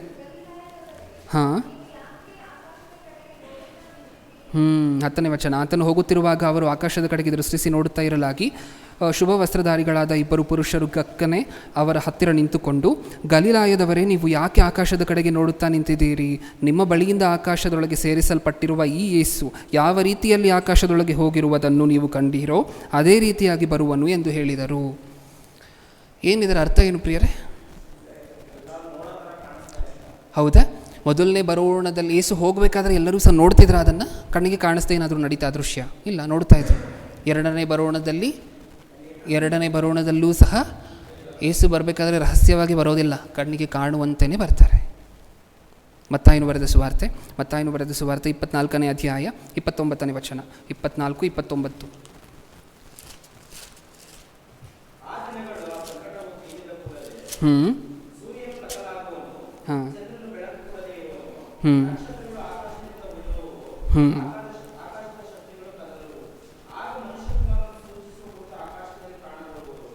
ಹೌದಾ? ಯೇಸು ಕ್ರಿಸ್ತರ ಎರಡನೇ ಬರೋಣ ಹೇಗಿರುತ್ತಂತೆ ಸಂದರ್ಭ? ಇದೆಲ್ಲ ನಡಿಬೇಕಂತೆ 1914ರಲ್ಲಿ. ಈಗಾಗಲೇ ಯೇಸು ಕ್ರಿಸ್ತರ ಎರಡನೇ ಬರೋಣ ನಡೆದೋಯ್ತು ಅಂದರೆ ಇದು ಯಾವುದಾದ್ರೂ ನಡೆದಿದೆಯಾ? ಈಗ ನೀವು ಓದಿರುವಂತಹದ್ದು. ಇನ್ನೊಂದ್ಸರಿ ಓದೋಣ. ಆ ದಿನಗಳ ಸಂಕಟವು ತೀರಿದ ಕೂಡಲೇ ಸೂರ್ಯನು ಕತ್ತಲಾಗಿ ಹೋಗುವನು. ಯಾವತ್ತಾದಪ್ಪ ಸೂರ್ಯ ಕತ್ತಲು? ಹಗಲಿನ ಹೊತ್ತಲ್ಲಿ ಪೂರ್ತಿ ಕತ್ತಲು, ದಿನಪೂರ್ತಿ. ಮತ್ತೆ ಬೆಳಕು ಕೊಡೋ ಹಂಗಿಲ್ಲ ಇನ್ನು. ಆಯಿತಾ? ಆಗಿಲ್ಲ. ನೆಕ್ಸ್ಟ್, ಚಂದ್ರನು ಬೆಳಕು ಕೊಡದೇ ಇರುವನು, ನಕ್ಷತ್ರಗಳು ಆಕಾಶದಿಂದ ಉದುರುವವು. ಯಾವತ್ತಾದರೂ ಉದುರಿತ ಪ್ರಿಯರೇ? ಯಾವತ್ತಾದರೂ ಉದ್ರಿ? ನಿಮ್ಮ ಊರುಗಳಲ್ಲಿ, ನಿಮ್ಮ ಕೆರೆಗಳಲ್ಲಿ, ನದಿಗಳಲ್ಲಿ ಯಾವತ್ತಾದರೂ ಬಿದ್ದಿದೆಯಾ? ನಡೆದಿದೆ ಯೇಸು ಕ್ರಿಸ್ತರ ಎರಡನೇ ಬರೋಣ ನಡಿಬೇಕಾದ್ರೆ ಇದೆಲ್ಲ ಆಗಬೇಕಲ್ವಾ? ನೆಕ್ಸ್ಟ್, ಉದುರುವವು, ಆಕಾಶದ ಶಕ್ತಿಗಳು ಕದಲುವವು. ಆಗ ಮನುಷ್ಯ ಕುಮಾರನನ್ನು ಸೂಚಿಸುವ ಗುರುತು ಆಕಾಶದಲ್ಲಿ ಕಾಣಬರುವುದು. ಆಗ ಭೂಲೋಕದಲ್ಲಿರುವ ಎಲ್ಲ ಕುಲದವರು ಎದೆಬಡುಕೊಳ್ಳುವರು. ಮತ್ತು ಮನುಷ್ಯ ಕುಮಾರನು ಬಲದಿಂದಲೂ ಬಹು ಮಹಿಮೆಯಿಂದಲೂ ಆಕಾಶದ ಮೇಘಗಳ ಮೇಲೆ ಬರುವುದನ್ನು ಕಾಣುವರು. ಇದು ನಡೆದಿತ್ತಾ? ಹೋಗಲಿ. ಯೇಸು ಕ್ರಿಸ್ತನ ಎರಡನೇ ಬರೋಣ ಮೊದಲನೇ ಬರೋಣ ಥರ ಸೈಲೆಂಟಾಗಿರೋದಿಲ್ಲ. ನೀವು ನೋಡುವಂತಹ ಮೂವಿಗಳು, ನೀವು ನೋಡುವಂತಹ ಸೀರಿಯಲ್ಗಳಲ್ಲಿ ಹೀರೋವನ್ನು ಹೇಗೆ ತೋರಿಸ್ತಾರೋ, ಹೀರೋ ಬರಬೇಕಾದ್ರೆ ಆ ಎಂಟ್ರಿಯನ್ನು ಹೇಗೆ ತೋರಿಸ್ತಾರೋ ಅದಕ್ಕಿಂತ ಕೋಟಿ ಕೋಟಿ ಕೋಟಿ ಕೋಟಿ ಕೋಟಿ ಪಟ್ಟಷ್ಟು ಮಹಿಮೆಯುಳ್ಳದ್ದಾಗಿರುತ್ತೆ ಯೇಸು ಕ್ರಿಸ್ತರ ಎರಡನೇ ಬರೋಣ. ಮೊದಲನೇ ಬರೋಣ ಥರ ಕೊಟ್ಟಿಗೆಯಲ್ಲಿ ಪಾಪ ಮಲಗಿಸುವಂತಹದ್ದು ಅದೆಲ್ಲ ನಡೆಯುವಲ್ಲ. ಮತ್ತೆ ಎರಡನೇ ಬರೋಣ ನಮಗೆ ಗೊತ್ತಲ್ವ ಹೇಗಿರುತ್ತೆ ಯೇಸು ಕ್ರಿಸ್ತರ ಎರಡನೇ ಬರೋಣ? ರಾಜಾರೋಷವಾಗಿ ಪ್ರಪಂಚದ ಪ್ರತಿಯೊಬ್ಬೊಬ್ಬರ ಕಣ್ಣಿಗೂ ಸಹ ಅದು ಕಾಣಿಸ್ಬೇಕು. ನೀವು ಇವಾಗ ಹೋಗಿ ಸುವಾರ್ತೆ ಹೇಳಿದ್ದೀರಾ ಅಂತ ಅಂದ್ಕೊಳ್ಳಿ, ಯಾರ ಹತ್ರನಾದರೂ, ಅಯ್ಯೋ ಬ್ರದರ್ ಇದನ್ನೆಲ್ಲ ಕೇಳಿ ಏನು ಮಾಡಬೇಕು ಅಂತ ಅಂದರು ಅಂತ ಅಂದ್ಕೊಳ್ಳಿ, ನಿಮ್ಮನ್ನು ಬೈದು ಕಳಿಸಿದ್ರು ಅಂತ ಅಂದ್ಕೊಳ್ಳಿ. ಇವರೆಲ್ಲ ಯೇಸು ಕ್ರಿಸ್ತರ ಎರಡನೇ ಬರೋಣದಲ್ಲಿ ಇರಬೇಕಾದ್ರೆ ಏನು ಮಾಡ್ತಿರ್ತಾರಂತೆ? ಏನು ಮಾಡ್ತಿರ್ತಾರೆ? ಅಲ್ಲೊಂದು ಪದ ಬರ್ಸಿದ್ದಾರೆ, ಅದನ್ನು ಓದಿದ್ವಲ್ವ ನಾವು. ಭೂಲೋಕದಲ್ಲಿರುವ ಎಲ್ಲ ಕುಲದವರು ಎದೆ ಬಡುಕೊಳ್ಳುವರು, ಮತ್ತು ಮನುಷ್ಯ ಕುಮಾರನು ಬಲದಿಂದಲೂ ಬಹು ಮಹಿಮೆಯಿಂದಲೂ ಆಕಾಶದ ಮೇಘಗಳ ಮೇಲೆ ಬರುವುದನ್ನು ಕಾಣುವರು. ಏನು ಮಾಡ್ತಿರ್ತಾರಂತೆ? ಜನ ಎಲ್ಲ ಎದೆ ಬಡ್ಕೊಳ್ತಾ ಇರ್ತಾರಂತೆ. ಈ ಬ್ರದರ್ ಹೇಳಿದ್ರು ಅನ್ಯಾಯವಾಗಿ ಯೇಸುನೇ ದೇವರು ಅಂತ, ನಾವೇ ಕೇಳಲಿಲ್ಲ. ಅವತ್ತು ಅನ್ಯಾಯವಾಗಿ ಕಮೆಂಟ್ ಬೇರೆ ಹಾಕ್ಬಿಟ್ಟೆ, ವಿಡಿಯೋವನ್ನು ತೆಗೆದುಬಿಡಿ ಅಂತ. ಹೌದಾ? ಯೇಸುವನ್ನು ನೀವು ಹೇಳಿದ್ರೂ ಸಹ ಒಪ್ಕೊಳ್ದೇ ಇರುವಂತಹ ಜನ ಏನು ಮಾಡ್ತಿರ್ತಾರೆ ಅವತ್ತು? ಎದೆ ಜೋರಾಗಿ ಬಡ್ಕೊಳ್ತಿರ್ತಾರೆ. ಅವಾಗ ಗೊತ್ತಾಗುತ್ತೆ ಅವ್ರಿಗೆ ಯೇಸು ನಿಜವಾದ ದೇವರು ಅಂತ ಗೊತ್ತಾಗುತ್ತೆ. ಯೇಸು ಕ್ರಿಸ್ತರ ಎರಡನೇ ಬರೋಣದಲ್ಲಿ ಪ್ರಯೋಜನ ಏನು? ಹೌದಾ? ಇದು ಯಾವುದಾದ್ರೂ ಆಯ್ತಾ ಪ್ರಿಯರೇ? ಇದು ಯಾವುದಾದ್ರೂ ಆಯಿತಾ? ಇಲ್ಲ. ಹಾಗಾದರೆ ಯೇಸು ಕ್ರಿಸ್ತರ ಎರಡನೇ ಬರೋಣ ಆಯಿತಾ? ಇನ್ನೊಂದು ರೆಫರೆನ್ಸ್ ಬರೆದಿಟ್ಕೊಳ್ಳಿ, ಓದುವಂಥ ಅವಶ್ಯಕತೆ ಇಲ್ಲ. ಪ್ರಕಟಣೆ ಗ್ರಂಥ 1ನೇ ಅಧ್ಯಾಯ 7ನೇ ವಚನ. ಇದು ಯೇಸು ಕ್ರಿಸ್ತರ ಎರಡನೇ ಬರೋಣಿಗೆ ಸಂಬಂಧಪಟ್ಟಂತೆ ಹೇಗಿರುತ್ತೆ ಸನ್ನಿವೇಶ ಅನ್ನುವಂತಹದ್ದನ್ನು ಈ ವಚನವೂ ಸಹ ವಿವರಿಸಿ ಹೇಳುತ್ತೆ. ಓಕೆ, 5 ಸಿದ್ಧಾಂತಗಳನ್ನು ಮುಗಿಸಿದ್ದೀವಿ. ಶಾರ್ಟಾಗಿ ಇರುವಂತಹ ಉಳಿದ ಸಿದ್ಧಾಂತಗಳನ್ನೆಲ್ಲ ಬೇಗ ಕಂಪ್ಲೀಟ್ ಮಾಡ್ಕೊಳ್ಳೋಣ ಇನ್ನೊಂದು 10 ನಿಮಿಷದಲ್ಲಿ. 6ನೇ ಸಿದ್ಧಾಂತ, ಇಷ್ಟಕ್ಕೂ ಭೂಮಿ ಅಂತ್ಯ ಆಗೋದಿಲ್ಲ ಅಂತಾರೆ. ಇದನ್ನು ಸಹ ನಾವು ಕೇಳಿದ್ದೀವಲ್ವ? ಮೊದಲನೇ ದಿನವೇ ನಾನು ನಿಮಗೆ ಹೇಳಿದ್ದೆ. ಇವರು ನಂಬುವಂತಹ ಸಿದ್ಧಾಂತದಲ್ಲಿ ಇನ್ನೊಂದು ಯಾವುದು? ಭೂಮಿ ಅನ್ನುವಂತಹದ್ದು ಅಂತ್ಯ ಆಗೋದಿಲ್ಲ. ಯಾವುದಾಗಿ ಮಾರ್ಪಡುತ್ತೆ? ಭೂಪರದೇಶಿ. ಇದರಲ್ಲಿ ಇರುವಂತಹ ಜನಸಂಖ್ಯೆಯಲ್ಲಿ 1,44,000 ಜನ ಮಾತ್ರ ಪರಲೋಕಕ್ಕೆ ಹೋಗ್ತಾರೆ. ಇವರು ದ ಅನಾಯಿಂಟೆಡ್ ಕ್ಲಾಸ್ ಇವರು ಮಾತ್ರ. ಯಾರು? 1,44,000 ಜನ ಮಾತ್ರ. ಇವರಿಗೆ ಮಾತ್ರ ಪರಲೋಕದಲ್ಲಿ ಸ್ಥಾನ. ಇನ್ನು ಉಳಿದ ನೀತಿವಂತರೆಲ್ಲ ಏನು ಮಾಡಬೇಕು ಅಂದರೆ, ಭೂಪರದೇಶಿಯಾಗಿ ಬದಲಾಗತ್ತೆ, ಅವರಿಲ್ಲೇ ಶಾಶ್ವತವಾಗಿ ಇರಬಹುದು.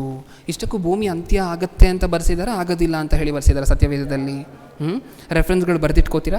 ಯೆಶಾಯನ ಗ್ರಂಥ 65ನೇ ಅಧ್ಯಾಯ 17ನೇ ವಚನ, ಮತ್ತು ಯೆಶಾಯನ ಗ್ರಂಥ 66ನೇ ಅಧ್ಯಾಯ 22ನೇ ವಚನ, ಪ್ರಕಟಣೆ ಗ್ರಂಥ 20ನೇ ಅಧ್ಯಾಯ 11ನೇ ವಚನ. ಅದನ್ನು ಹೊರತುಪಡಿಸಿ ಪ್ರಕಟಣೆ ಗ್ರಂಥ 21:1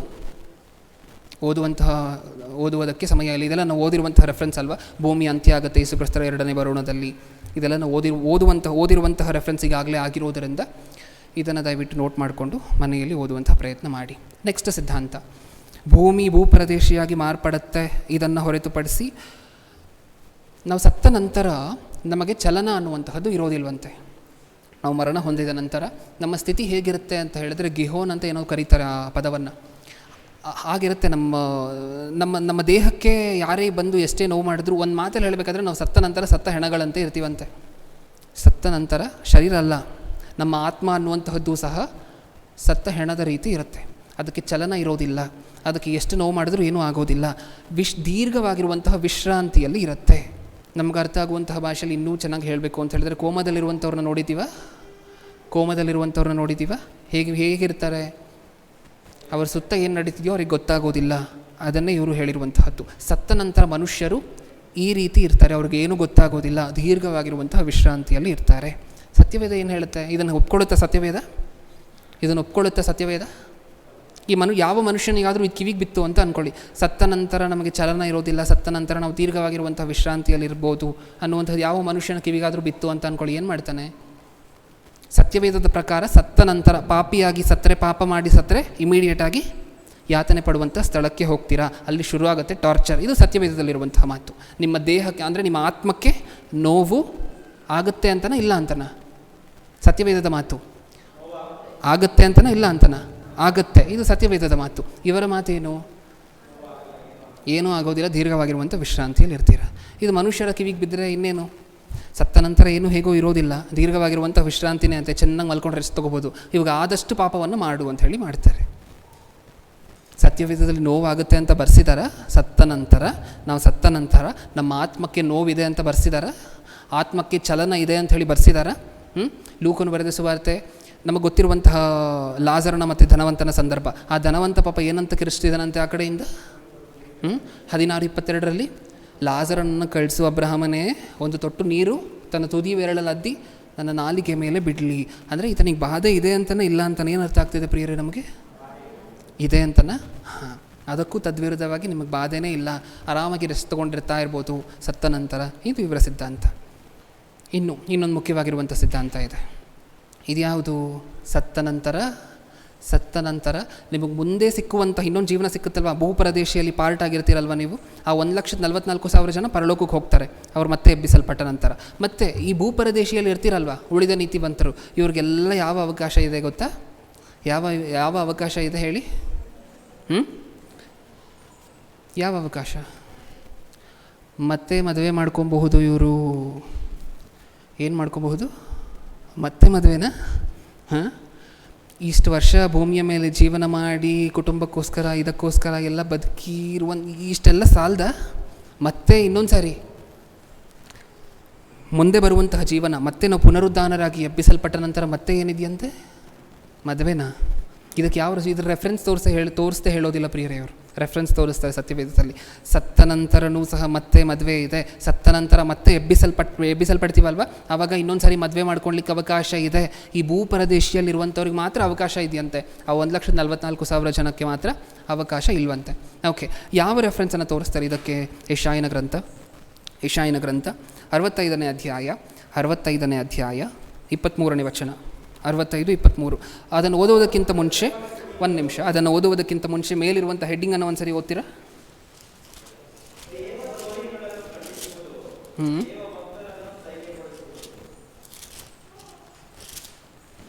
17ನೇ ವಚನ ಪ್ರಾರಂಭದ ಸಾಲನ್ನು ಮಾತ್ರ ಓದಿ ನಿಲ್ಲಿಸಿ.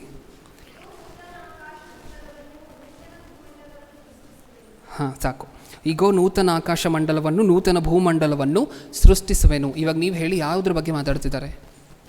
ನೂತನ ಆಕಾಶ ಮಂಡಲವನ್ನು ನೂತನ ಭೂಮಂಡಲವನ್ನು ಸೃಷ್ಟಿಸುವೆನು ಅಂತ ಹೇಳ್ತಿದ್ದಾರೆ. ಇದು ಯಾವ ಲೋಕದ ಬಗ್ಗೆ? ಇದು ಯಾವ ಲೋಕದ ಬಗ್ಗೆ? ಅಷ್ಟೇನಾ? ನಮಗೆ ನಿತ್ಯ ಜೀವ ಸಿಕ್ಕಿದ ನಂತರ ನಮ್ಮ ಜೀವನ ಹೇಗಿರುತ್ತೆ ಅಂತ ಹೇಳಿ ವಿವರಣೆ ಕೊಟ್ಟಿದ್ದಾರೆ. ಓಕೆ, ಈಗ ಈ 65ನೇ ಅಧ್ಯಾಯದಲ್ಲಿ 23ನೇ ವಚನವನ್ನು ಓದಿಸ್ತಾರೆ. ಏನಂತ ಇದೆ 23ನೇ ವಚನದಲ್ಲಿ? ಒಂದು ಸರಿ ಓದಿ.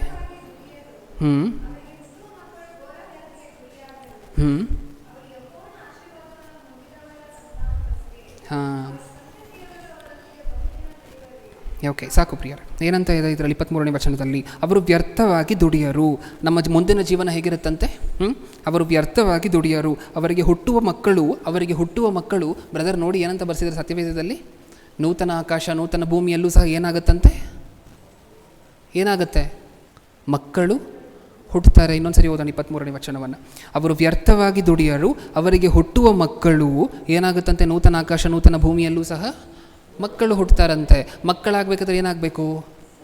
ಮದುವೆ ಆಗಬೇಕು. ಸೊ ಇನ್ ಶಾರ್ಟಾಗಿ ಹೇಳಬೇಕು ಅಂತ ಹೇಳಿದ್ರೆ, ಪುನರುದ್ಧಾನ ಆದ ನಂತರವೂ ಸಹ ಮದುವೆ ಮಾಡ್ಕೊಬಹುದು ಭೂಪರದೇಶಿಯಲ್ಲಿರುವಂಥವರು. ಓಕೆ, ಇವಾಗ ನೀವು ಹೇಳಿ ಪ್ರಿಯರೇ, ಈ ಮಾತಿಗೆ ಅರ್ಥ ಏನು? ನಿಮ್ಮನ್ನು ಕೇಳಿದ್ರೆ, ಇವಾಗ ನಾನೇ ಯೆಹೋವ ಸಾಕ್ಷಿಗಳಿಂದ ಬಂದಿದ್ದೀನಿ ಅಂತ ಅಂದ್ಕೊಳ್ಳಿ, ನಿಮ್ಮನ್ನು ಕೇಳ್ತಿದ್ದೀನಿ. ಇಲ್ಲಿ ಬರ್ಸಿದಾರಲ್ವಾ, ಮಕ್ಕಳ ಬಗ್ಗೆ ಬರ್ಸಿದ್ದಾರೆ, ಸಂತಾನದ ಬಗ್ಗೆ ಬರ್ಸಿದ್ದಾರೆ. ಅಷ್ಟೇ ಅಲ್ಲ, ಮಕ್ಕಳ ಬಗ್ಗೆ ಬರ್ಸಿರುವಂತಹ ಮಾತು ಮುಂದೆನೂ ಹೇಳಿದ್ದಾರೆ. ಅವರು ಯೆಹೋವನ ಆಶೀರ್ವಾದವನ್ನು ಹೊಂದಿದವರ ಸಂತಾನವಷ್ಟೇ, ಅವರ ಸಂತಾನದವರು ಅವರೊಂದಿಗೆ ಬಹುದಿನವಿರುವರು. ಓಕೆ, ಇವಾಗ ನೀವು ಹೇಳಿ, ಇದಕ್ಕೆ ಉತ್ತರ ಏನು? ನೂತನ ಆಕಾಶ ಮಂಡಲ ನೂತನ ಭೂಮಿಯಲ್ಲೂ ಸಹ ಸಂತಾನದ ಬಗ್ಗೆ ಮಾತಾಡ್ತಿದ್ದಾರೆ, ಮಕ್ಕಳ ಬಗ್ಗೆ ಮಾತಾಡ್ತಿದ್ದಾರೆ. ಇದಕ್ಕೆ ಅರ್ಥ ಏನು? ಮದುವೆ ಇದಿರುತ್ತಂತನಾ? ಅಲ್ಲೂ ಮದುವೆ ಇರುತ್ತೆ. ಹಾಗಾದರೆ ಕನ್ಫರ್ಮ್ ಮಾಡ್ಕೊಳ್ಳೋಣ, ಒಪ್ಕೊಳ್ಳೋಣ? ಬೇಡ ಅಂತ ಹೇಳಿದ್ರೆ ಅರ್ಥ ಏನು? ಇದಕ್ಕೆ ಅರ್ಥ ಏನು? ಇದು ಯಾರ ಬಗ್ಗೆ ಮಾತಾಡ್ತಿರುವಂತಹ ಮಾತು? ಯೆಶಾಯನ ಗ್ರಂಥ ಅಂದಿದ ತಕ್ಷಣ ಯಾವುದು? ಹಳೆ ಒಡಂಬಡಿಕೆನ ಹೊಸ ಒಡಂಬಡಿಕೆನ? ಯಾರ ಹತ್ರ ಮಾತಾಡ್ತಿರುವಂತಹ ಮಾತು? ಹಳೆ ಒಡಂಬಡಿಕೆ ಯಾರ ಹತ್ರ ಮಾತಾಡಿದ್ದು? ಇಸ್ರಾಯೇಲ್ಯರ ಹತ್ರ. ಇಸ್ರಾಯೇಲ್ಯರು ಅನುಭವಿಸಿದ ನೋವು ಸಂಕಟ ಒಂದೊಂದಾಗಿ ಲಿಸ್ಟ್ ಮಾಡಿ ಹೇಳಿ ನನಗೆ. ಇಸ್ರಾಯೇಲ್ಯರು ತಮ್ಮ ಜೀವನಗಳಲ್ಲಿ ಪಟ್ಟಂತಹ ಶ್ರಮೆಯನ್ನು ಒಂದು ಸಾರಿ ಹೇಳಿ. ಫಸ್ಟ್ ಎಲ್ಲಿದ್ದರು ಹೇಳಿ? ಐಗುಪ್ತ ದೇಶದಲ್ಲಿದ್ದರೆ. ಏನು ಕೆಲಸ ಮಾಡ್ತಿದ್ರಲ್ಲಿ? ಬಿಟ್ಟಿ ಕೆಲಸ. ನೆನ್ಪಿಟ್ಕೋತೀವ ಈ ಪದವನ್ನು? ನೆನ್ಪಿಟ್ಕೋತೀವ? ಯಾವುದು? ಬಿಟ್ಟಿ ಕೆಲಸ ಮಾಡ್ತಿದ್ರು. ನೆಕ್ಸ್ಟ್, ಅದಾದ ನಂತರ ಇವರು ದೇವರು ಮಾತನ್ನು ಕೇಳದೆ ಹೋದರೆ ದೇವರು ಇವ್ರ ಮಕ್ಕಳನ್ನು, ಇವರ ಸಂತಾನದವರನ್ನು, ಇವರನ್ನೆಲ್ಲ ಏನು ಮಾಡಿದ್ರು? ಚೆನ್ನಾಗಿ ಫ್ರೈ ಮಾಡಿದ್ರು. ಬೇರೆ ಬೇರೆ ರೋಗಗಳನ್ನೆಲ್ಲ ತಂತು. ಹೌದಾ? ಜೊತೇಲಿ ಇನ್ನೂ ಏನು ಮಾಡಿದ್ರು? ಬೇರೆ ಬೇರೆ ಸೆರೆಗಳಿಗೆ, ಬೇರೆ ಬೇರೆ ಅರಸರ ಕೈಗಳಿಗೆ ಇವರನ್ನು ಒಪ್ಪಿಸಿದ್ರು. ನಿಜನಾ? ಸ್ಪಷ್ಟವಾಗಿ ಹೇಳಬೇಕು ಅಂತ ಹೇಳಿದ್ರೆ ಇಸ್ರಾಯೇಲಿನ ಪರಿಸ್ಥಿತಿ ಹೇಗಿತ್ತು ಅಂತ ಹೇಳಿದ್ರೆ, ಒಂದು ತಲಾಂತರ ಇಲ್ಲಿ ಈ ದೇಶದಲ್ಲಿದ್ದಾರೆ ಅಂತ ಹೇಳಿದ್ರೆ ಅವ್ರ ಮಕ್ಕಳೆಲ್ಲ ಇನ್ನೊಂದು ದೇಶಕ್ಕೆ ಕೊಂಡೊಯ್ಯಲ್ಪಟ್ಟಿದ್ರು, ಬೇರೆ ಸಾಮ್ರಾಜ್ಯದಲ್ಲಿದ್ದರು. ಇವ್ರ ಮಕ್ಕಳು ಸುಮಾರು ಕಾಲ ಬೇರೆ ಬೇರೆ ಇರಬೇಕಾಗಿರುವಂತಹ ಪರಿಸ್ಥಿತಿ ಬಂದಿತ್ತು ಇಸ್ರಾಯೇಲಿಯರಿಗೆ. ಇದು ಇಸ್ರಾಯೇಲ್ಯರ ಪರಿಸ್ಥಿತಿ. ಈಗ ಇದೆಲ್ಲ ಇಸ್ರಾಯೇಲ್ಯರ ಪರಿಸ್ಥಿತಿ. ಈಗ ಇಸ್ರಾಯೇಲ್ಯರಿಗೆ ಪರಲೋಕದ ಬಗ್ಗೆ, ನಿತ್ಯ ಜೀವದ ಬಗ್ಗೆ ಹೇಳಬೇಕಾದ್ರೆ ಹೇಗೆ ಹೇಳಬೇಕು ಹೇಳಿ? ಇಷ್ಟು ಶ್ರಮೆ ಪಟ್ಟಿರುವಂಥ ಇಸ್ರಾಯೇಲ್ಯರಿಗೆ ಪರಲೋಕದ ಬಗ್ಗೆ ಹೇಳಬೇಕಾದ್ರೆ ಹೇಗೆ ಹೇಳಬೇಕು? ಇವಾಗ ಓದೋಣ 23ನೇ ವಚನವನ್ನು. ಇಸ್ರಾಯೇಲ್ಯರಿಗೆ ಏನಂತ ಹೇಳಿದ್ದಾರೆ ಇವಾಗ ಅರ್ಥ ಆಗುತ್ತೆ ನಮಗೆ. ಇಸ್ರಾಯೇಲ್ಯರಿಗೆ ಹಿಂಗೆ ಹೇಳಿದ್ರೇ ಅರ್ಥ ಆಗುವಂತಹದ್ದು ಅಂತ. ಅವರು ವ್ಯರ್ಥವಾಗಿ ದುಡಿಯರು. ಏನರ್ಥ ಆಯಿತು ನಮಗೆ? ನೀವು ಬಿಟ್ಟು ಕೆಲಸ ಮಾಡಿದ್ರಲ್ವ, ಆ ಥರ ಅವಶ್ಯಕತೆ ಇಲ್ಲ ಮುಂದಿನ ಜೀವನದಲ್ಲಿ, ಅಷ್ಟು ಚೆನ್ನಾಗಿರುತ್ತೆ. ನೆಕ್ಸ್ಟ್, ಅವರಿಗೆ ಹುಟ್ಟುವ ಮಕ್ಕಳು ಘೋರ ವ್ಯಾಧಿಗೆ ಗುರಿಯಾಗರು. ಈಗಾಗಲೇ ಏನಾಗಿದ್ದಾರೆ ಇವರ ಮಕ್ಕಳು? ಏನಾಗಿದ್ದಾರೆ ಈಗಾಗಲೇ?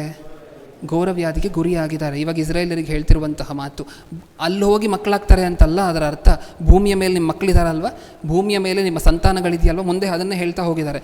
ಭೂಮಿಯ ಮೇಲೆ ನಿಮ್ಮ ಸಂತಾನ ಏನಿದೆಯೋ ಆ ಸಂತಾನ ಮತ್ತೆ ನಿಮ್ಮಿಂದ ಬೇರ್ಪಟ್ಟು ಇನ್ನೊಂದು ಕಡೆ ಇನ್ನೊಂದು ಸಾಮ್ರಾಜ್ಯದಲ್ಲಿ ಬಿಟ್ಟು ಕೆಲಸ ಮಾಡಿ ದುಡಿಬೇಕಾಗಿರುವಂಥ ಅವಶ್ಯಕತೆ ಅನಿವಾರ್ಯತೆ ಅವರಿಗೆ ಬರುವುದಿಲ್ಲ. ಅವರಿಗೆ ಹುಟ್ಟುವ ಮಕ್ಕಳು ಅಂತ ಹೇಳಿದ್ರೆ ಅಲ್ಲಿ ಮತ್ತೆ ನಮಗೆ ಪುನರುದ್ಧಾನ ಆದ ನಂತರ ಮತ್ತೆ ಮದುವೆ ಆಗುತ್ತೆ, ಮತ್ತೆ ಮಕ್ಕಳಾಗ್ತಾರೆ ಅಂತಲ್ಲ ಅದರ ಅರ್ಥ. ನಿಮಗೀಗಾಗಲೇ ಇರುವಂತಹ ಮಕ್ಕಳು, ನೀವು ಭೂಮಿಯ ಮೇಲಿದ್ದಾಗ ನಿಮ್ಮ ಮಕ್ಕಳಿದ್ರಲ್ವ, ಆ ಮಕ್ಕಳು ನೀವು ಮುಂದೆ ನನಗೆ ನೀತಿವಂತರಾಗಿ ಜೀವನ ಮಾಡಿದ್ರೆ ನಿಮ್ಮ ಜೀವನಗಳು ಹೇಗಿರುತ್ತೆ? ನೀವು ಬಿಟ್ಟು ಕೆಲಸ ಮಾಡೋದಿಲ್ಲ. ನಿಮ್ಮ ಮಕ್ಕಳು ನಿಮ್ಮ ಜೊತೆ ಶಾಶ್ವತವಾಗಿರ್ತಾರೆ. ಅದನ್ನು ಸಹ ಮುಂದೆ ಹೇಳಿದ್ದಾರೆ. ಅವರು ಯೆಹೋವನ ಆಶೀರ್ವಾದವನ್ನು ಹೊಂದಿದವರ ಸಂತಾನವಷ್ಟೇ. ಅವರ ಸಂತಾನದವರು ಅವರೊಂದಿಗೆ ಬಹುದಿನವಿರುವರು. ಆಗ ಅವರು ಬೇಡುವುದರೊಳಗೆ ಸದುತ್ತರವನ್ನು ದಯಪಾಲಿಸುವೆನು. ಅವರು ಬೇಡುವುದರೊಳಗೆ ಅಂದರೆ ನೀವು ಪ್ರಾರ್ಥನೆ ಮಾಡಿ, ಇವಾಗ ಹೆಂಗಿದೆ ನಮ್ಮ ಸದುತ್ತರಗಳು, ಭೂಮಿಯ ಮೇಲೆ ನಾವಿದ್ದೀವಿ, ಪರಲೋಕದಲ್ಲಿ ದೇವರಿದ್ದಾರೆ. ನಾವು ಪ್ರಾರ್ಥನೆ ಮಾಡಿದ ನಂತರ ಆಮೇಲೆ ಸದುತ್ತರ ಸಿಕ್ಕತ್ತೆ, ಹೌದಾ? ಅಲ್ಲಿ ಹೆಂಗಿರುತ್ತಂತೆ ಪರಿಸ್ಥಿತಿ? ಬೇಡುವುದರೊಳಗೆ ನೀನು ಕೇಳಿದ ತಕ್ಷಣ ನೀನು ಮುಂದೆನೇ ಇರ್ತೀನಲ್ವ ಮಗನೇ, ನೀನು ಮುಂದೆನೇ ಇರ್ತೀನಲ್ವ ನಾನು, ನೀನು ನನ್ನ ಮುಂದೆ ಇರ್ತೀಯಲ್ಲ, ನೀನು ನನ್ನ ನೋಡ್ತಿರ್ತೀಯ, ನಾನು ನೀನು ನೋಡ್ತಿರ್ತೀನಿ. ನೀನು ಬೇಡುವುದರೊಳಗೆ ನಾನು ಸದುತ್ತರವನ್ನು ಕೊಟ್ಟಿರ್ತೀನಿ. ಇದು ಪರಿಸ್ಥಿತಿ. ಇದನ್ನು ತೋರಿಸಿ ಏನಂತೆ? ಮದುವೆ, ಹೌದಾ? ಮದುವೆ ಇರೋದಿಲ್ಲ ಅಂತ ಎಷ್ಟು ಕ್ರಿಸ್ಟಲ್ ಕ್ಲಿಯರ್ ಆಗಿದೆ ಸತ್ಯವೇದದಲ್ಲಿ. ಸತ್ತವರಿಗೆ ಮದುವೆ ಇರೋದಿಲ್ಲ, ಮತ್ತೆ ಎಬ್ಬಿಸಲ್ಪಟ್ಟಂತಹ ಮುಂದಿನ ಜೀವನದಲ್ಲಿ ನಿಮಗೆ ಮದುವೆ ಇಲ್ಲ ಅಂತ ಹೇಳಿ ಎಷ್ಟು ಸ್ಪಷ್ಟವಾಗಿದೆ ಸತ್ಯವೇದದಲ್ಲಿ. ಮತ್ತಾಯನು ಬರೆದ ಸುವಾರ್ತೆ 22-23, ಮತ್ತಾಯನು ಬರೆದ ಸುವಾರ್ತೆ 22ನೇ ಅಧ್ಯಾಯ 23ನೇ ವಚನ. ಆ ಕೀ ವರ್ಡನ್ನು ಮಾತ್ರ ಯಾರಾದರೂ ತೆಗೆದು ಓದಿ ದಯವಿಟ್ಟು. ಅದರಲ್ಲಿರುವಂಥ ಕೀ ವರ್ಡ್ 23ನೇ ವಚನದಿಂದ ನಾವು ಓದಲಿಕ್ಕೆ ಶುರು ಮಾಡಿದ್ರೆ 28ನೇ ವಚನ. ಹಾಗಾದರೆ ಪುನರುದ್ಧಾನದಲ್ಲಿ ಆಕೆ 7 ಮಂದಿಯಲ್ಲಿ ಯಾರ ಹೆಂಡತಿಯಾಗಿರುವಳು? ? ಇದಕ್ಕೇನಂತ ಉತ್ತರ ಕೊಟ್ಟರಂತೆ? ಆಕೆಯನ್ನು ಅವರೆಲ್ಲರಿಗೂ ಮದುವೆ ಮಾಡಿಕೊಂಡಿದ್ದಾರಲ್ಲ ಅಂದರು. ಅದಕ್ಕೆ ಯೇಸು ಉತ್ತರವಾಗಿ ಅವರಿಗೆ, ನೀವು ಶಾಸ್ತ್ರವನ್ನಾದರೂ ದೇವರ ಶಕ್ತಿಯನ್ನಾದರೂ ತಿಳಿಯದೆ ತಪ್ಪುವವರಾದೀರಿ. ಪುನರುದ್ಧಾನವಾದ ಮೇಲೆ ಮದುವೆ ಮಾಡಿಕೊಡುವುದೂ ಇಲ್ಲ, ಪರಲೋಕದಲ್ಲಿರುವ ದೇವದೂತರಂತೆ ಇರುತ್ತಾರೆ. ಸ್ಪಷ್ಟವಾಗಿ ಹೇಳಿದ್ದಾರೆ ಸತ್ಯವೇದದಲ್ಲಿ. ಪುನರುದ್ಧಾನ ಆದ ನಂತರ ಮದುವೆ ಇಲ್ಲ ಅಂತ ಹೇಳಿದ್ದಾರೆ. ಆದರೆ ಇವರ ಪ್ರಕಾರ ಮಾತ್ರ ಮದುವೆ ಇದೆ. ಹಾಳು ಮಾಡುವಂತಹದ್ದು ಬೇರೆ, ಅತಿ ಹೆಚ್ಚಾಗಿ ಅತ್ಯುತ್ತಮವಾಗಿ ಹಾಳು ಮಾಡುವಂತಹದ್ದು ಬೇರೆ. ಇವರು ಅತ್ಯುತ್ತಮವಾಗಿ ಹಾಳು ಮಾಡುವಂತಹ ಕ್ಯಾಟಗರಿಯಲ್ಲಿದ್ದಾರೆ ಜನರನ್ನು, ಹೌದಾ? ಇನ್ನೊಂದು ಕಳೆದ ವಾರ ಮಾತಾಡ್ಕೊಂಡಿದ್ದೀವಿ. ಇವರು ಯಾರ ರಕ್ತವನ್ನೂ ಸಹ ಸ್ವೀಕಾರ ಮಾಡೋದಿಲ್ಲ. ಪ್ರಾಣ ಹೋಗುವಂತಹ ಪರಿಸ್ಥಿತಿ ಬಂದರೂ ಸಹ ಯೆಹೋವನ ಸಾಕ್ಷಿಗಳು ಇನ್ನೊಬ್ಬರ ರಕ್ತವನ್ನು, ಅತಿ ಹೆಚ್ಚಾದ ಬ್ಲಡ್ ಲಾಸ್ ಆಗಿದೆ ಅಂತ ಅಂದ್ಕೊಳ್ಳಿ, ಡಾಕ್ಟ್ರು ಬ್ಲಡ್ ಹಾಕಿಸ್ದೆ ನೀವು ಬದುಕಿಸ್ಲಿಕ್ಕೆ ಆಗೋದೇ ಇಲ್ಲ ನಿಮ್ಮನ್ನು ಅಂದರು ಅಂತ ಅಂದ್ಕೊಳ್ಳಿ, ಪರವಾಗಿಲ್ಲ ನಾನು ಸಾಯ್ತೀನಿ, ಬ್ಲಡ್ಡನ್ನು ಮಾತ್ರ ತಗೊಳ್ಳೋದಿಲ್ಲ. ಇದಕ್ಕೆ ಇವರು ತೋರಿಸುವಂತಹ ರೆಫರೆನ್ಸ್ ಧರ್ಮೋಪದೇಶ ಕಾಂಡ 12:23. ತೆಗೆಯುವಂಥ ಅವಶ್ಯಕತೆ ಇಲ್ಲ. ಓಕೆ, ಅಲ್ಲಿ ಏನಿರುತ್ತೆ? ರಕ್ತದಲ್ಲಿ ಏನಿದೆ? ಜೀವ ಇದೆ ಅನ್ನುವಂತಹದ್ದು ಇದೆ. ಇದನ್ನು ತೋರಿಸಿ ಏನಂತಾರೆ? ಜೀವ ಇದೆ ನೋಡಿ, ನಾವು ಇನ್ನೊಬ್ಬರ ರಕ್ತವನ್ನು ತೊಗೊಳ್ತಿದ್ದೀವಿ ಅಂತ ಹೇಳಿದ್ರೆ ಆ ರಕ್ತವನ್ನು ನಾವು ಭುಜಿಸ್ತಿದ್ದೀವಿ ಅನ್ನುವಂತಹದ್ದು ಅದರ ಅರ್ಥ ಅಂತ ಹೇಳಿ ಸಾವಿರಾರು ಲಾಜಿಕ್ಗಳನ್ನು ಕೊಟ್ಟು ಆ ವೆಬ್ಸೈಟಲ್ಲಿದೆ. ನೀವು ಒಂದು ಸರಿ ಯೆಹೋವಾ ವಿಟ್ನೆಸ್ ಆ ವೆಬ್ಸೈಟಿಗೆ ಹೋದರೆ ನಿಮಗೆ ಅರ್ಥ ಆಗುತ್ತೆ. ಸಾವಿರಾರು ಲಾಜಿಕ್ಗಳನ್ನು ಕೊಟ್ಟು ನೋಡಿ, ರೆಫರೆನ್ಸಲ್ಲಿ ಹಿಂಗೆ ಬರ್ಸಿದ್ದಾರೆ, ಜೀವ ಇದೆ ಅಂತ ಹೇಳಿ ಬರ್ಸಿದ್ದಾರೆ. ಇನ್ನೊಬ್ಬರ ರಕ್ತವನ್ನು ನಾವು ಏರಿಸ್ಕೊಳ್ತಿದ್ವಿ ಅಂತ ಹೇಳಿದರೆ ಅವರ ಜೀವವನ್ನು ನಾವು ಪಾಲು ಮಾಡ್ಕೊಳ್ತಿದ್ವಿ ಅಂತ ಹೇಳಿ ಅದರ ಅರ್ಥ ಅಂತ ಹೇಳಿ ಏನೇನೋ ಹೇಳಿದ್ದಾರೆ. ಅದು ಸಹ ಶುದ್ಧ ಸುಳ್ಳು. ಯಾಕೆ ರಕ್ತದಲ್ಲಿ ಜೀವ ಇದೆ ಅಂದ ಮಾತ್ರಕ್ಕೆ ನಾವು ರಕ್ತದಾನ ಮಾಡಬಾರ್ದಾ? ರಕ್ತದಲ್ಲಿ ಜೀವ ಇದೆ ಅಂತ ಹೇಳಿದ್ರೆ ಅದರ ಅರ್ಥ ನಮ್ಮ ದೇಹದಿಂದ ಪೂರ್ತಿಯಾಗಿ ರಕ್ತವನ್ನು ಇನ್ನೊಬ್ಬರು ಕೊಲೆ ಮಾಡಿ ತೆಗೆದುಬಿಟ್ರು ಅಂತ ಅಂದ್ಕೊಳ್ಳಿ, ಅಥವಾ ನರವನ್ನು, ಇಲ್ಲಿ ಇರುವಂತಹ ನರ್ವನ್ನು ಕಟ್ ಮಾಡಿ ತೆಗೆದುಬಿಟ್ರು ಅಂತ ಅಂದ್ಕೊಳ್ಳಿ. ಆವಾಗ ನಮ್ಮ ಜೀವ ಹೋಯಿತು ಅಂತ. ನಾವು ರಕ್ತದಾನ ಮಾಡಿದ್ದೀವಿ ಅಂತ ಹೇಳಿ ತಕ್ಷಣ ನಮ್ಮ ಜೀವ ನಾವು ಕೊಟ್ಟಿದ್ದೀವಿ ಅಂತನೂ ಅಲ್ಲ, ನಮ್ಮ ಜೀವವನ್ನು ರಕ್ತ ನಮ್ಮ ಹತ್ರ ತೊಗೊಂಡಿರುವಂಥವರು ಪಡ್ಕೊಂಡಿದ್ದಾರೆ ಅಂತನೂ ಅಲ್ಲ, ಹೌದಾ? ರಕ್ತದಲ್ಲಿ ಜೀವ ಇದೆ ಅನ್ನುವಂತಹ ಮಾತು ಯಾರಿಗೆ ಮಾತ್ರ ಅಪ್ಲಿಕೇಬಲ್ ಆಗುತ್ತೆ? ಯೇಸು ಕ್ರಿಸ್ತರಿಗೆ. ಯಾಕೆ? ತನ್ನ ದೇಹದಲ್ಲಿರುವಂತಹ ಪೂರ್ತಿಯಾಗಿರುವಂತಹ ರಕ್ತವನ್ನು ಕೊಟ್ಟಿರೋದಕ್ಕೋಸ್ಕರ. ಅವ್ರ ಜೀವ ಕೊಟ್ಟಿದ್ದರಿಂದ ನಾವು ಬದುಕಿದ್ದೀವಿ ಅಂತ ಹೇಳ್ಬೋದು. ಈಗ ಇನ್ನೊಬ್ಬರು ನಾವು ರಕ್ತವನ್ನು ಕೊಟ್ಟಿದ್ದಾರೆ ಅಂದ ತಕ್ಷಣ 1 ಲೀಟ್ರು 350 ml ರಕ್ತವನ್ನು ಕೊಟ್ಟಿದ್ದಾರೆ ಅಂದ ತಕ್ಷಣ ಅವ್ರು ಜೀವದಾನ ಮಾಡಿದ್ದಾರೆ ನಮಗೆ? ಇಲ್ಲ. ಆ ರಕ್ತವನ್ನು ಕೊಟ್ಟು ಒಂದು ಪ್ರಾಣವನ್ನು ಬದುಕಿಸಿದ್ದಾರೆ ಅಷ್ಟೇ, ಅದರ ಅರ್ಥ ಅಷ್ಟೇ. ನೀವು ಸ್ವಲ್ಪ ರಕ್ತವನ್ನು ಇನ್ನೊಬ್ರಿಗೆ ಕೊಟ್ಟರೆ, ನಿಮ್ಮ ಬ್ಲಡ್ಡನ್ನು ಕೊಟ್ಟು ಒಂದು ಜೀವವನ್ನು ಉಳಿಸ್ತಿದ್ದೀರಾ. ಆ ತಗೊಂಡಂತಹ ವ್ಯಕ್ತಿ ನಿಮ್ಮ ಹತ್ರ ಇರುವಂತಹ ಒಂದಷ್ಟು ಬ್ಲಡ್ಡನ್ನು ಅಥವಾ ಒಂದು ಆರ್ಗ್ಯಾನನ್ನು ತೊಗೊಂಡು ತನ್ನ ಜೀವ ಉಳಿಸ್ಕೊಂಡಂಗೆ ಅದರ ಅರ್ಥ ಅಷ್ಟೇ. ಇದನ್ನು ನೋಡಿಸಿದ ತಕ್ಷಣ ಇದು ಘೋರವಾಗಿರುವಂತಹ ತಪ್ಪು, ಇದು ಘೋರವಾಗಿರುವಂತಹ ಪಾಪ, ಇದು ಹೇಳಿದ್ನಲ್ವ, ಇದಕ್ಕೆ ಅವ್ರು ಯಾವ ಲಾಜಿಕ್ ಕೊಟ್ಟಿದ್ದಾರೆ ಅಂತ ನನಗೂ ಇವಾಗಲೂ ನಿಜವಾಗ್ಲೂ ಅರ್ಥ ಆಗಿಲ್ಲ. ಈ ರೆಫರೆನ್ಸನ್ನು ತೋರಿಸ್ತಾರೆ, ಈ ರೆಫರೆನ್ಸನ್ನು ತೋರಿಸಿ ರಕ್ತದಾನ ಮಾಡಿಸ್ಕೋಬಾರ್ದು ಅಂತಾರೆ. ಅದಕ್ಕೆ ಹಿಂದೆ ಇರುವಂತಹ ಲಾಜಿಕ್ ಏನು ಅಂತ ಹೇಳಿ ಅವ್ರ ವೆಬ್ಸೈಟನ್ನು ಮತ್ತೆ ಮತ್ತೆ ಮತ್ತೆ ತಿರುಗಿಸಿ ಓದಿದ್ರೂ ಸಹ ಅರ್ಥ ಆಗಿಲ್ಲ. ಯಾಕೆಂದರೆ ಅದರಲ್ಲಿ ಅಷ್ಟು ಕ್ಲಿಯರಾಗಿ ಇಲ್ವೂ ಇಲ್ಲ.